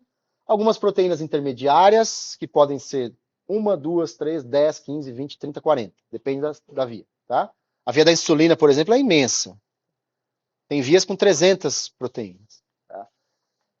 E aí, algumas efetoras aqui, por exemplo, essa efetora ela é modificada por essa aqui, ela pode ativar uma enzima, uma outra via pode ativar uma proteína que vai lá no núcleo e manda transcrever um novo gene. Tá? É um gene que vai induzir a célula a se dividir. Então, pode ser que esse fator aqui seja um fator estimulatório que foi produzido por uma outra célula. Esse fator ligou aqui no receptor, o receptor sofreu uma mudança conformacional e ativou as proteínas internas. Tá?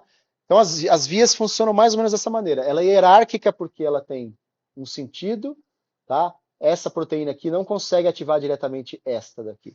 Ela precisa dessa intermediária aqui e assim por diante. Tá?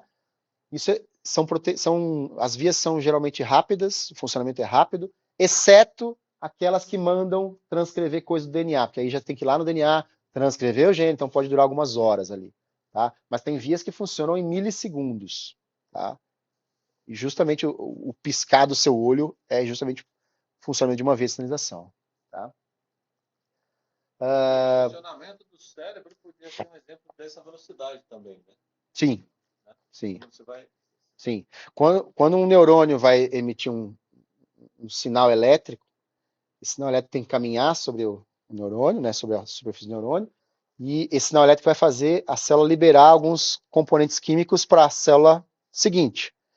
Esses componentes químicos são, na verdade, moléculas desse tipo aqui, ó, que vão interagir com o receptor na próxima célula. O neurônio pode se conectar com outros neurônios, ou com uma célula muscular, ou com uma glândula.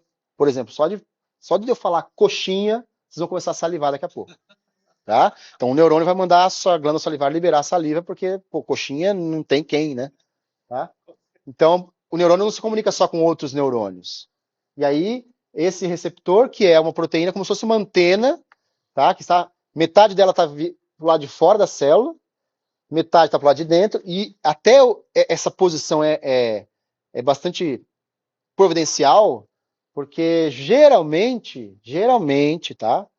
Essas moléculas aqui são proteicas também. A proteína não passa pela membrana. A proteína é grande, a proteína ela é carregada, a membrana é super hidrofóbica, então quimicamente ela não passa diretamente. Então esses receptores são como uma antena que tem um pedaço para fora, mas o corpo do receptor atravessa a membrana e a parte de dentro tem uma enzima.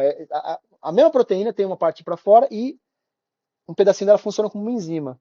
Assim que alguma coisa liga aqui, a parte de dentro muda a conformação e passa a alterar outras moléculas. Tudo bem? Tá?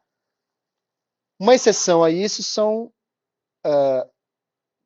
mensageiros aqui, ou sinalizadores, que são lipídicos. Aí o lipídio ele interage bem com a membrana é lipídica, ela deixa passar esses mensageiros. Tá? Um exemplo dessa sinalização por lipídios são os hormônios esteroides, o estrógeno, progesterona, os andrógenos, tá? Testosterona, por exemplo, dihidrotestosterona, passam bem pela membrana, e aí a antena deles não está do lado de fora. O receptor do estrógeno está no citoplasma, assim que o estrógeno entra, ele pega o estrógeno e vai lá para o núcleo, o próprio receptor liga no DNA e já faz a função. Então, no caso da sinalização por estrógeno, ela tem um membro, que é o receptor do estrógeno. Tá? É bem curtinha. É como se fosse um MEI, né? Um microempresário individual, assim. Microempreendedor individual. Tá? Que ele mesmo faz o caixa, atende a pessoa e aí vai. Tá? Tudo bem, gente? Então, eu não quero ficar estendendo aqui, eu vou usar mais exemplos para explicar como elas funcionam do que eu ficar simplesmente trabalhando em cima disso. Ó, esse aqui é o receptor de estrógeno. Ele trabalha em dímero, são 2 receptores de estrógeno grudados, são esses azuizinhos aqui, ó, tá vendo? E aqui foi deletado uma parte para a gente conseguir ver o DNA. E esse aqui é o estrógeno ligado. Então, esse estrógeno ligou nesse receptor daqui, esse ligou nesse. Assim que os dois ligaram, os dois se dimerizaram e os dois foram até o DNA e abraçam o DNA. Tá? E o receptor de estrógeno é uma proteína que vai induzir a transcrição de outros genes e ela consegue reconhecer sequências específicas, porque justamente o receptor tem esses dedinhos que entram nas alças aqui do DNA, no sulco maior do DNA. Tá vendo? O DNA, ele não é, a hélice dele não é homogênea, tá? Ele tem um sulco mais largo e um mais fininho. Tá? Então, esses dedos entram no sulco mais largo aqui e aqui, ó, tá vendo? E esse dedinho consegue ficar estável se a sequência DNA for a correta. Se tiver um nucleotídeo diferente, ela não fica estável, ele não cola. Tá? Na verdade, o estrógeno, o receptor ele é um pouco mais promíscuo, ele aceita umas diferenças. Tá? Então, ele mesmo é a via, o receptor, ele mesmo é a via dele. Tá? E aí a gente vai ver isso nos livros dessa maneira aqui. Tá? A gente não vai ver sinalização assim, ó. A gente vai ver como se fosse um circuito, tá? Não sei se o circuito é a palavra certa, mas ó, aqui a gente tem uma molécula sinalizadora, que quando ela está presente, ela ativa uma proteína, não interessa, quinase é uma proteína que adiciona fósforo em outra proteína, tá? Mas isso não interessa pra gente. Então, quando essa molécula está presente, ativa essa proteína. A função dessa proteína é inativar outra proteína. E aí a gente tem até esses símbolos que vocês vão ver muito. A seta significa ativação e o martelo significa inibição. Tem algumas proteínas que a função dela é inibir, é colar em outra proteína e não largo mais e você não funciona mais. Tá? Então essa proteína de cima, quando está ativa, ela se liga nessa aqui, ó. Tudo bem? Só que essa aqui também é uma proteína inibitória. E aí a função dela é inibir esse regulador aqui. Tudo bem? E esse regulador aqui, quando ele está ativo, ele manda transcrever uma série de genes aí para a célula, por exemplo, entrar em divisão celular. Então, como é que eu identifico o funcionamento disso aqui? Tá? Quando essa molécula está presente, ativa essa proteína ativa, inibe essa proteína, essa aqui. Essa proteína inibida não consegue mais exercer a função dela, certo? Então ela não consegue mais inibir o regulador. Então agora o regulador está livre para exercer sua função. Tá? Então quando essa molécula está presente, a gente tem transcrição. Tudo bem? É assim que funciona uma via. Tá? Na verdade, essa via vai aparecer para você. Isso aqui eu vou... eu vou fazer um exercício. Vamos fazer agora, vai. Vamos ver se vocês entenderam como é que funciona a via. Tá? Então aqui a gente tem uma via hipotética. Tá? E existe um receptor. O receptor, quando ele é ativo, ele liga essa proteína aqui, tá bom? Só que essa cascata aqui, ó, vejam os sinais. Aqui é martelo, então A inibe B. B ativa C. C inibe D. D é o efetor. D, quando está ativo, a célula migra. Ela reorganiza o esqueleto e começa a migrar. Então, se eu ligar um ligante aqui nesse receptor e ativar essa via, de acordo com esse segmento aqui, o que acontece? A célula vai migrar mais ou menos? Quem consegue me dizer? Se vocês entenderam como a via funciona, vocês são capazes de olhar esse circuito aqui e entender o que vai acontecer depois. Para a computação, isso pode ser traduzido como álgebra de Boole, tá? É álgebra booleana isso aí. Você vai fazendo note. Em circuitos lógicos se estuda isso aí também. Tá, então vocês não têm desculpa. Resposta, Não tem desculpa para não fazer. E aí? O martelo é um note. Quem acha que migra mais? Vocês dois. Quem acha que migra menos? Tá, faltou gente aí. Tem gente que não é nem a favor, nem eu não sou contra nem a favor, muito pelo contrário, né? E aí, tem...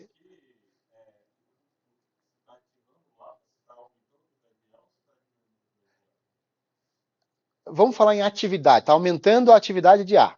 Por que está aumentando? Porque aqui é uma seta, né? Então a seta é sempre estímulo. Tá? Então vamos com calma. Como é que a gente decifra isso? Está funcionando? Ligou aqui? Esse receptor está funcionando? Quando ele está funcionando, a função dele é ativar A. Certo? Então A está com uma quantidade aumentada, ou a atividade aumentada. Tá? A função de A é o quê? Inibir B. Então agora a atividade de B está mais ou menos? Menos. Tá? A função de B é ativar C. Então agora a função de C está mais ou menos? Menos. Aí, sacaram. Tá? E agora a função de C é inibir D. Então agora D está mais ativo ou menos? Mais. Tá? Então agora a célula migra mais. Tudo bem? Essa é a ideia. Então eu coloco sempre esses inibe o inibidor, porque justamente essa parte pode gerar uma confusão. A gente sempre tenta achar que a via de sinalização é linear e ela é sempre... esse ativa esse, que ativa esse, que ativa esse, que ativa esse. Na verdade, não é sempre assim. Então, ela pode ativar um inibidor e esse inibidor vai desligar alguma coisa e desligando esse, liga outra coisa e assim por diante. Tudo bem? Mais um exercício. Reportagem 2016. Maia recua do recuo e diz que a lei da repatriação não vai mudar. Recuou ou não recuou? E aí? Teve recuo ou não teve recuo?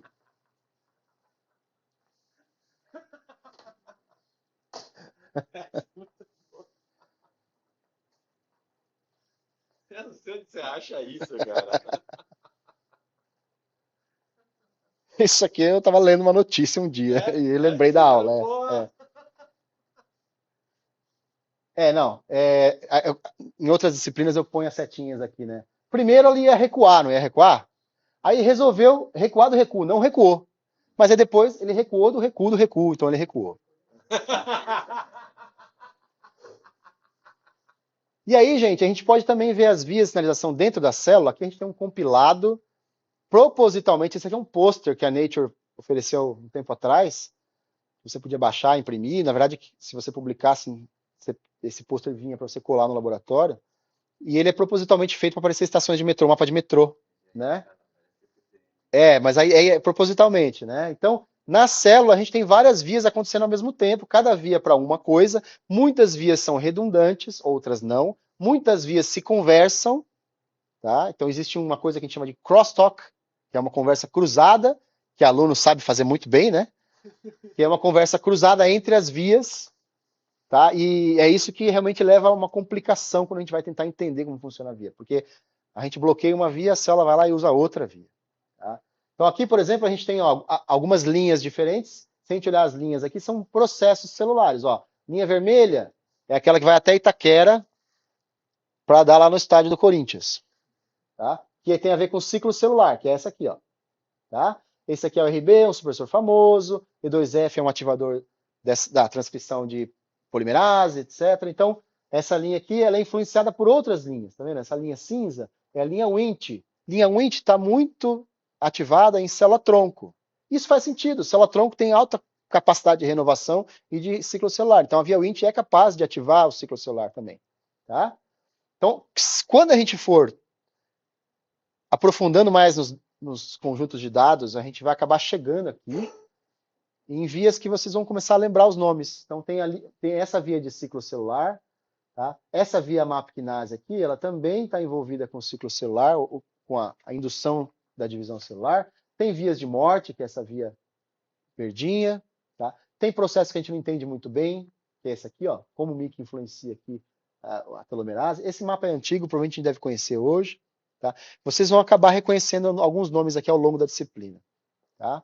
Uma via, na verdade, ela é apresentada para a gente assim. Ó. Essa aqui é uma via conhecida. Tá?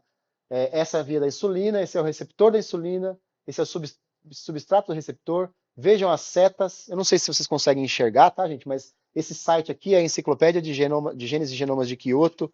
Ele é todo clicável, então cada coisa que você pode clicar, ele abre a sequência de nucleotídeos do gene, abre a sequência de aminoácidos da proteína, abre outros links para você sair daí e ter mais informação a respeito desses genes. E você pode, inclusive, pegar o seu dataset de expressão de transcritos e pedir para ele mergulhar e sobrepor com essas vias, e você consegue ver os seus genes, ele pinta de verdinho, de azulzinho, os genes que você quer visualizar.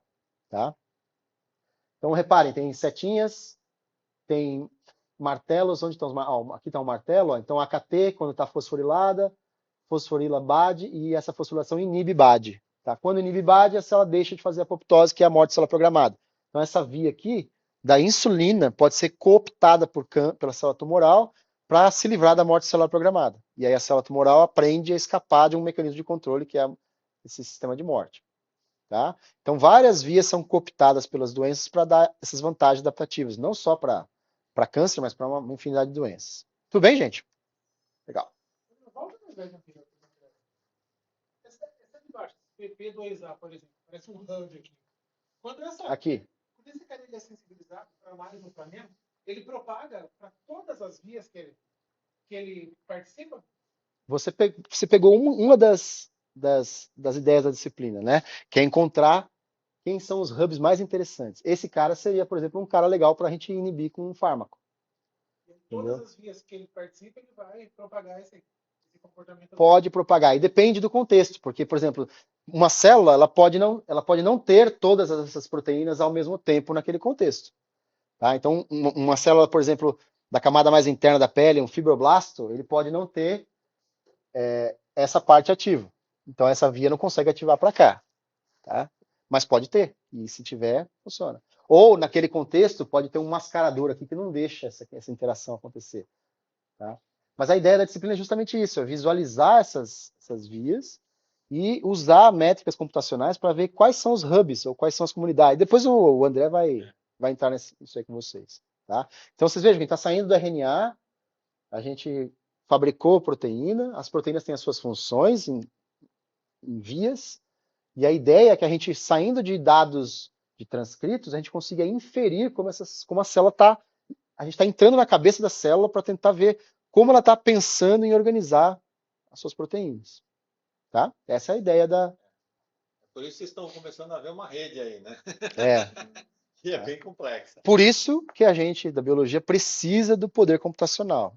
Tá? Precisa de gente que entende primeiro, como botar isso dentro do computador, porque para mim já eu paro aí já. Tá? E também como ter métricas para tentar encontrar coisas relevantes aí dentro. E aí, quando a gente sai daí, ó, aqui eu vou dar alguns exemplos, só um exemplo para ver como é que isso funcionaria numa doença, tá? Então essa aqui é uma via chamada de via de proteínas quinases ativadas por mitógeno. Mitógeno é uma proteína que induz mitose, induz divisão. Tá? Então sempre que essa proteína ligar no receptor, a célula vai ativar uma via que vai fazer ela dividir. Ela entrar no ciclo celular, copiar o DNA e se dividir. Tudo bem? Célula tumoral adora ativar essa via. Tá? Aliás, ovo ou galinha. Na verdade, a célula tumoral ela surge porque essa via acabou sendo ativada errada. Tá? Essa via, geralmente, ela é ativada pontualmente e desligada. Tá? Então, o ligante liga no receptor, que ativa RAS fosforila RAF fosforila MEC, MEC fosforila ERK vai para o núcleo, recruta alguns parceiros e ativa genes de indução de divisão celular. Tá? O que acontece é que há mutação em RAS, e a mutação em RAS chama V12, eu acho um nome legal para mutação, né? Parece aqueles carros. E a mutação no RAS faz com que esse RAS funcione ativamente, trocando, na verdade, tirando um nucleotídeo, a gente faz uma deleção de um aminoácido, e essa alteração aqui faz com que o RAS funcione independentemente do receptor funcionar. Então, mesmo que não haja ligante, o receptor não funciona, o RAS continua mandando sinal e a via fica constantemente ligada. Tá? Isso faz com que a célula se divida e já entre no novo ciclo de divisão, novo ciclo de divisão, novo ciclo de divisão, e aí você gera um tumor, que é uma quantidade de células de proliferação. Tudo bem? Isso aqui está presente em entre 1/4 a 1/3 dos pacientes com câncer de pulmão, por exemplo, essa mutação no RAS. Tá? Em outros tipos de câncer, pode haver mutação no receptor. Tá? Então, por exemplo, câncer de tireoide, pode haver um rearranjo cromossomal, que é um pedaço do cromossomo quebra, e aí outro cromossomo vem aqui, liga um pedacinho aqui, faz uma proteína esquisita. Tá?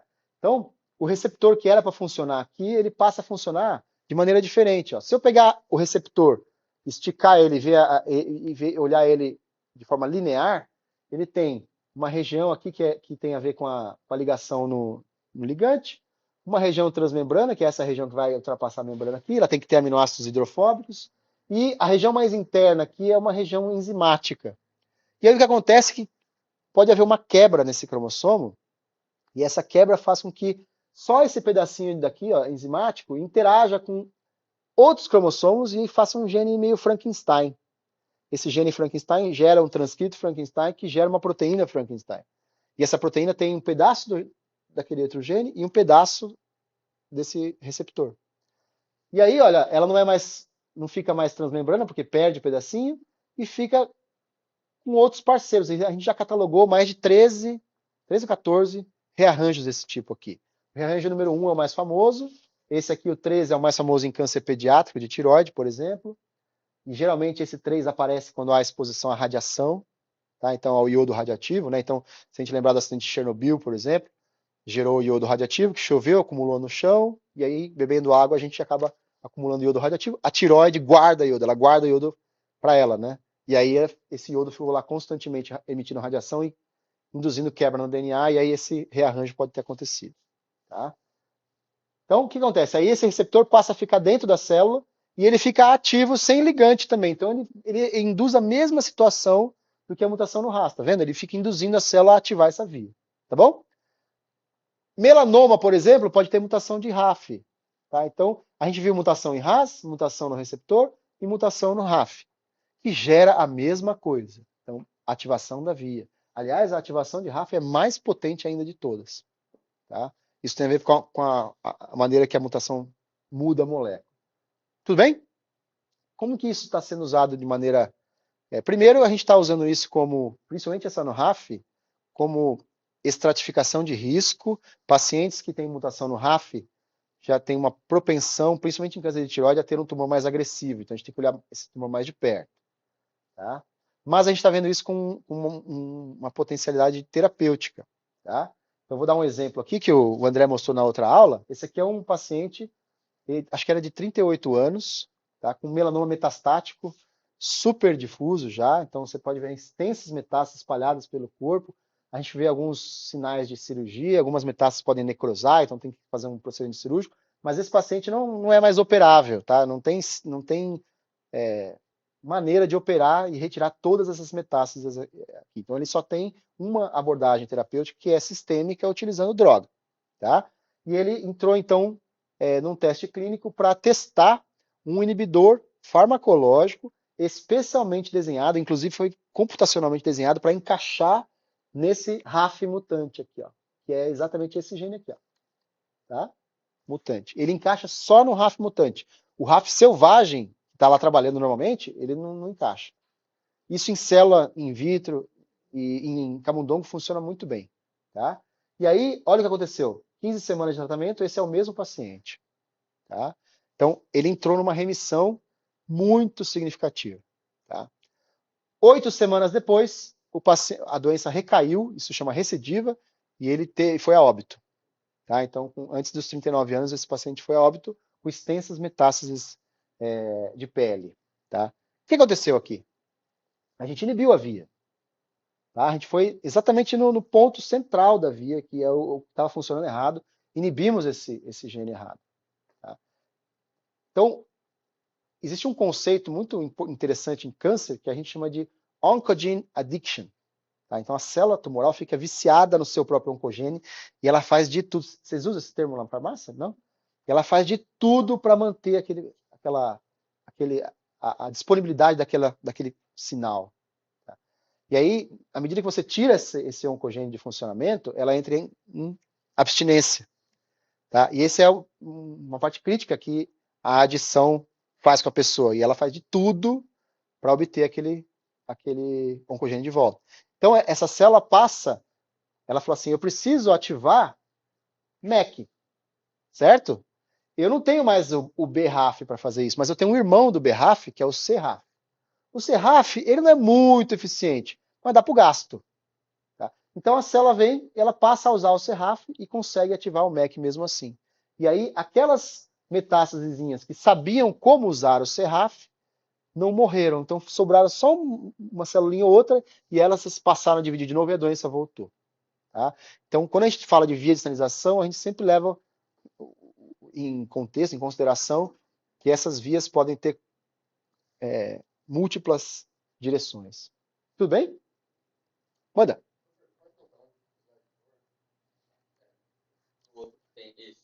Só para confirmar, então. Manda. Mesmo que a via seja sempre ativadora, não tem nenhum inibidor, a gente hoje consegue criar uma outra via para inibir algo específico com fármaco.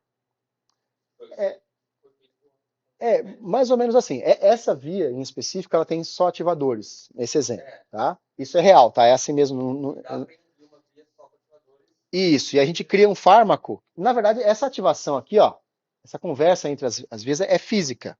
Uma proteína, ela encaixa na outra, e esse encaixe depende de uma conformação estrutural, tridimensional. Tá? O que eu crio? Eu crio uma molécula que interage com uma das partes exatamente no ponto em que a outra tentaria interagir. E isso faz uma competição. Tá? E aí, a gente não, teoricamente, a gente não cria uma outra via para isso. A gente faz com que essa via pare de funcionar. E aí a célula não tem essa disponibilidade, ela passa a usar coisas que são parecidas para ela. Então, aí, uma dúvida. Pensando nessa via conhecida, naquele exemplo lá, o BioRAF tem algo que pode voltar a ativar o MEC. Por que não inibe diretamente o último antes da divisão, por exemplo, o IRK? Tem algum motivo para por que inibir? Tem algumas inibições farmacológicas são muito tóxicas para a pessoa. Né? Algumas inibições são muito difíceis de serem realizadas. Por exemplo, a gente não consegue inibir RAS. A maneira com que RAS funciona, RAS é uma proteína G. A maneira que RAS funciona é muito difícil a gente inibir farmacologicamente sem ser tóxico para o paciente. Porque você pode matar o paciente na tentativa de curar, entendeu? Tá? E essa via aqui ela é usada num contexto muito geral pelo organismo inteiro. Vaso sanguíneo usa, neurônio usa, enfim, uma série de célula usa.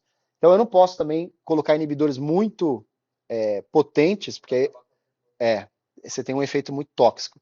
Então, a ideia nesse caso era pegar exatamente o que estava alterado, esse fármaco era super legal porque ele consegue inibir somente o BRAF mutado. Na mesma célula, se a gente pensar que nós somos diploides, o paciente tem o BRAF mutado, mas o outro alelo está funcionando normal. Tá? Em célula, em cultura, funciona fácil. Aí o que o pessoal foi pesquisar isso? Vamos deixar em cultura mais tempo do que o necessário. Em cultura, quando você deixa mais tempo, algumas células passam a fazer isso. E foi dado o nome de rebound, de rebote. Tá? Então, tem um efeito rebote que você inicialmente seleciona, acaba matando muita célula que é sensível, mas as que sobram, que sabem fazer esse bypass, conseguem voltar com muita força. Aí ela está resistente. O que tem sido feito hoje para melanoma é atacar a via em múltiplos pontos. Tá? Então, em melanoma a gente tem feito, inclusive o nosso HC aqui é super referência em tratamento de melanoma com essas novas drogas. Tá? Não sei se você tá por dentro da... Você conhece a Carmen? A professora Carmen? Ela apresenta um caso para a gente na medicina muito interessante. É. Ah, sim, isso é estudo clínico, tá, gente? O estudo clínico não é rotina de tratamento. Você precisa ser elegível para poder ser recrutado para um estudo, e o estudo pode funcionar ou não, né? Tá? Quando a gente tenta, na verdade, esses pacientes eles têm uma última tentativa, tá? Mas tem um caso de uma paciente que ela tinha 8 meses de sobrevida e ela fez um teste de inibição em múltipla, se eu não me engano, é nesse receptor aqui, e acho que é MEK, tá? E ela está viva há 8 anos. Tá? Ela continua usando essa droga constantemente, não pode parar. Tá? O melanoma, quando ele está em fase metastática, ele é super agressivo. Tá? Bastante agressivo mesmo.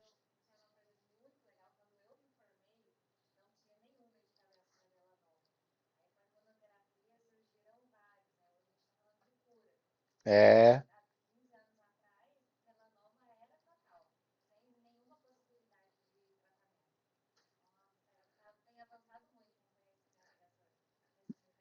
a gente na oncologia está vivendo uma época muito legal. Quando eu comecei a trabalhar com tireoide em 2006, tem um tumor da tireoide chamado carcinoma anaplásico, que ele é muito agressivo. São 4 meses de vida depois do diagnóstico. Você foi no médico, é anaplásico, vai para casa, nem opera, nem trata. Vai para casa porque não tem o que fazer. Né? Ele metastatiza muito rápido e a pessoa acaba morrendo em 4 a 6 meses. E agora eu fui num congresso de tireoide que teve no Rio de Janeiro, agora em junho, e a gente está vendo que esse carcinoma anaplásico agora ele está caminhando para uma doença tratável, manejável, não vou dizer curável, mas manejável. A pessoa consegue viver hoje já 2 anos e meio. Entendeu? E com as drogas que estão chegando, essas estratégias de inibição dessas. Ou você inibe a mesma via em 2 pontos, ou 2 ou 3 vias diferentes. Tá? Então a gente pode inibir, por exemplo, a via que alimenta o tumor com vaso sanguíneo, né? E ao mesmo tempo a gente impede essa via de funcionar. Isso está fazendo com que as drogas consigam funcionar por mais tempo. Tá? Então é um momento bom para estar vivo. Quando você inibe, porque na verdade quem mutou foi uma. Quando você inibe uma que não foi mutada, você vai atrapalhar células saudáveis também, né? Também. Aí vai naquela história de que as células cancerígenas, que nem a quimioterapia. Né? Medicina é custo-benefício. Tá? Então você vai matar uma saudável, mas você vai fazer uma mata, conta ali. mata saudável. Tem tratamentos que são super nefrotóxicos, tá? Então tem toxicidade renal, tem alguns que tem toxicidade hepática, muito forte. A gente vai fazer algum tratamento, uma medicação para algum tipo de dor.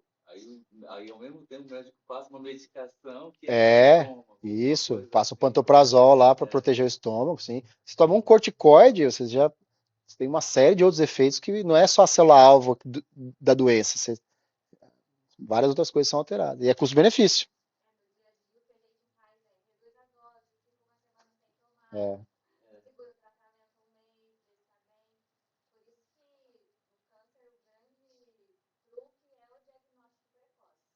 É.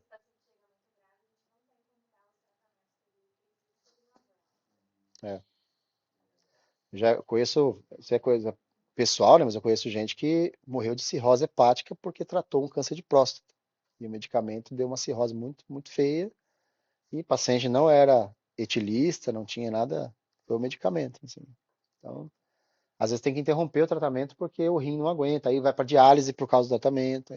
É o que eu falo, é custo de medicina, e isso choca um pouco os alunos do primeiro ano de medicina, porque eles acham que o tratamento vai sempre melhorar a vida do paciente, né? Mas a medicina é custo-benefício. Você às vezes tem que sacrificar uma coisa para melhorar a outra. Né? Entendeu? Manda. Todo câncer funciona desse mesmo jeito, de alguma célula ou sei lá, por exemplo, leucemia, assim, é diferente, parecido? Essa é uma ótima pergunta, cara. Quando a gente fala câncer, o câncer é um conjunto de mais de 180 doenças diferentes. Tá? Então, a gente tem 180 tipos de manifestação, dependendo da origem, dependendo do tipo de via. Quando eu falo aqui, ó, 62% dos casos de carcinoma papilar de tireoide tem a mutação aqui, mas tem 28%, 38% que não tem, que é outra via que foi alterada. Tá? Então, isso já dá uma diferença em como o tumor vai se comportar.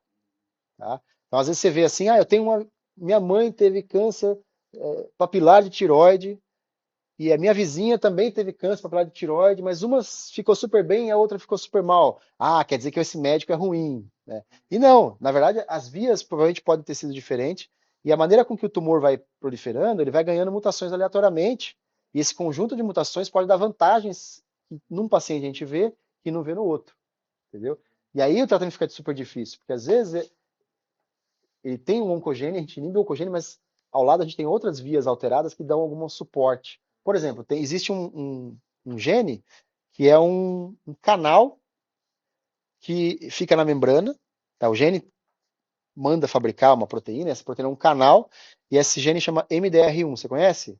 É um gene, esse MDR1 quer dizer Multi Drug Resistance Protein. É um gene de resistência a múltiplas drogas. A célula tumoral adora ativar isso aí. Entendeu? Por quê? Ela ativa, põe isso na membrana, a droga entra, ela expulsa.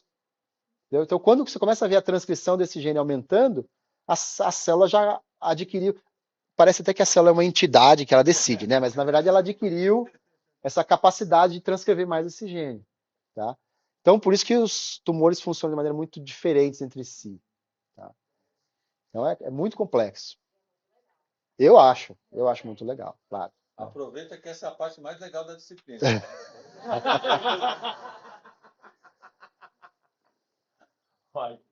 Tá bom. Na outra hora a gente continua. Tá no horário já. Acho que o pessoal tá cansado, né? Dá uma descansada. E aí, na segunda-feira ou no outro dia, eu posso falar um pouco da genômica e tal. Tá bom.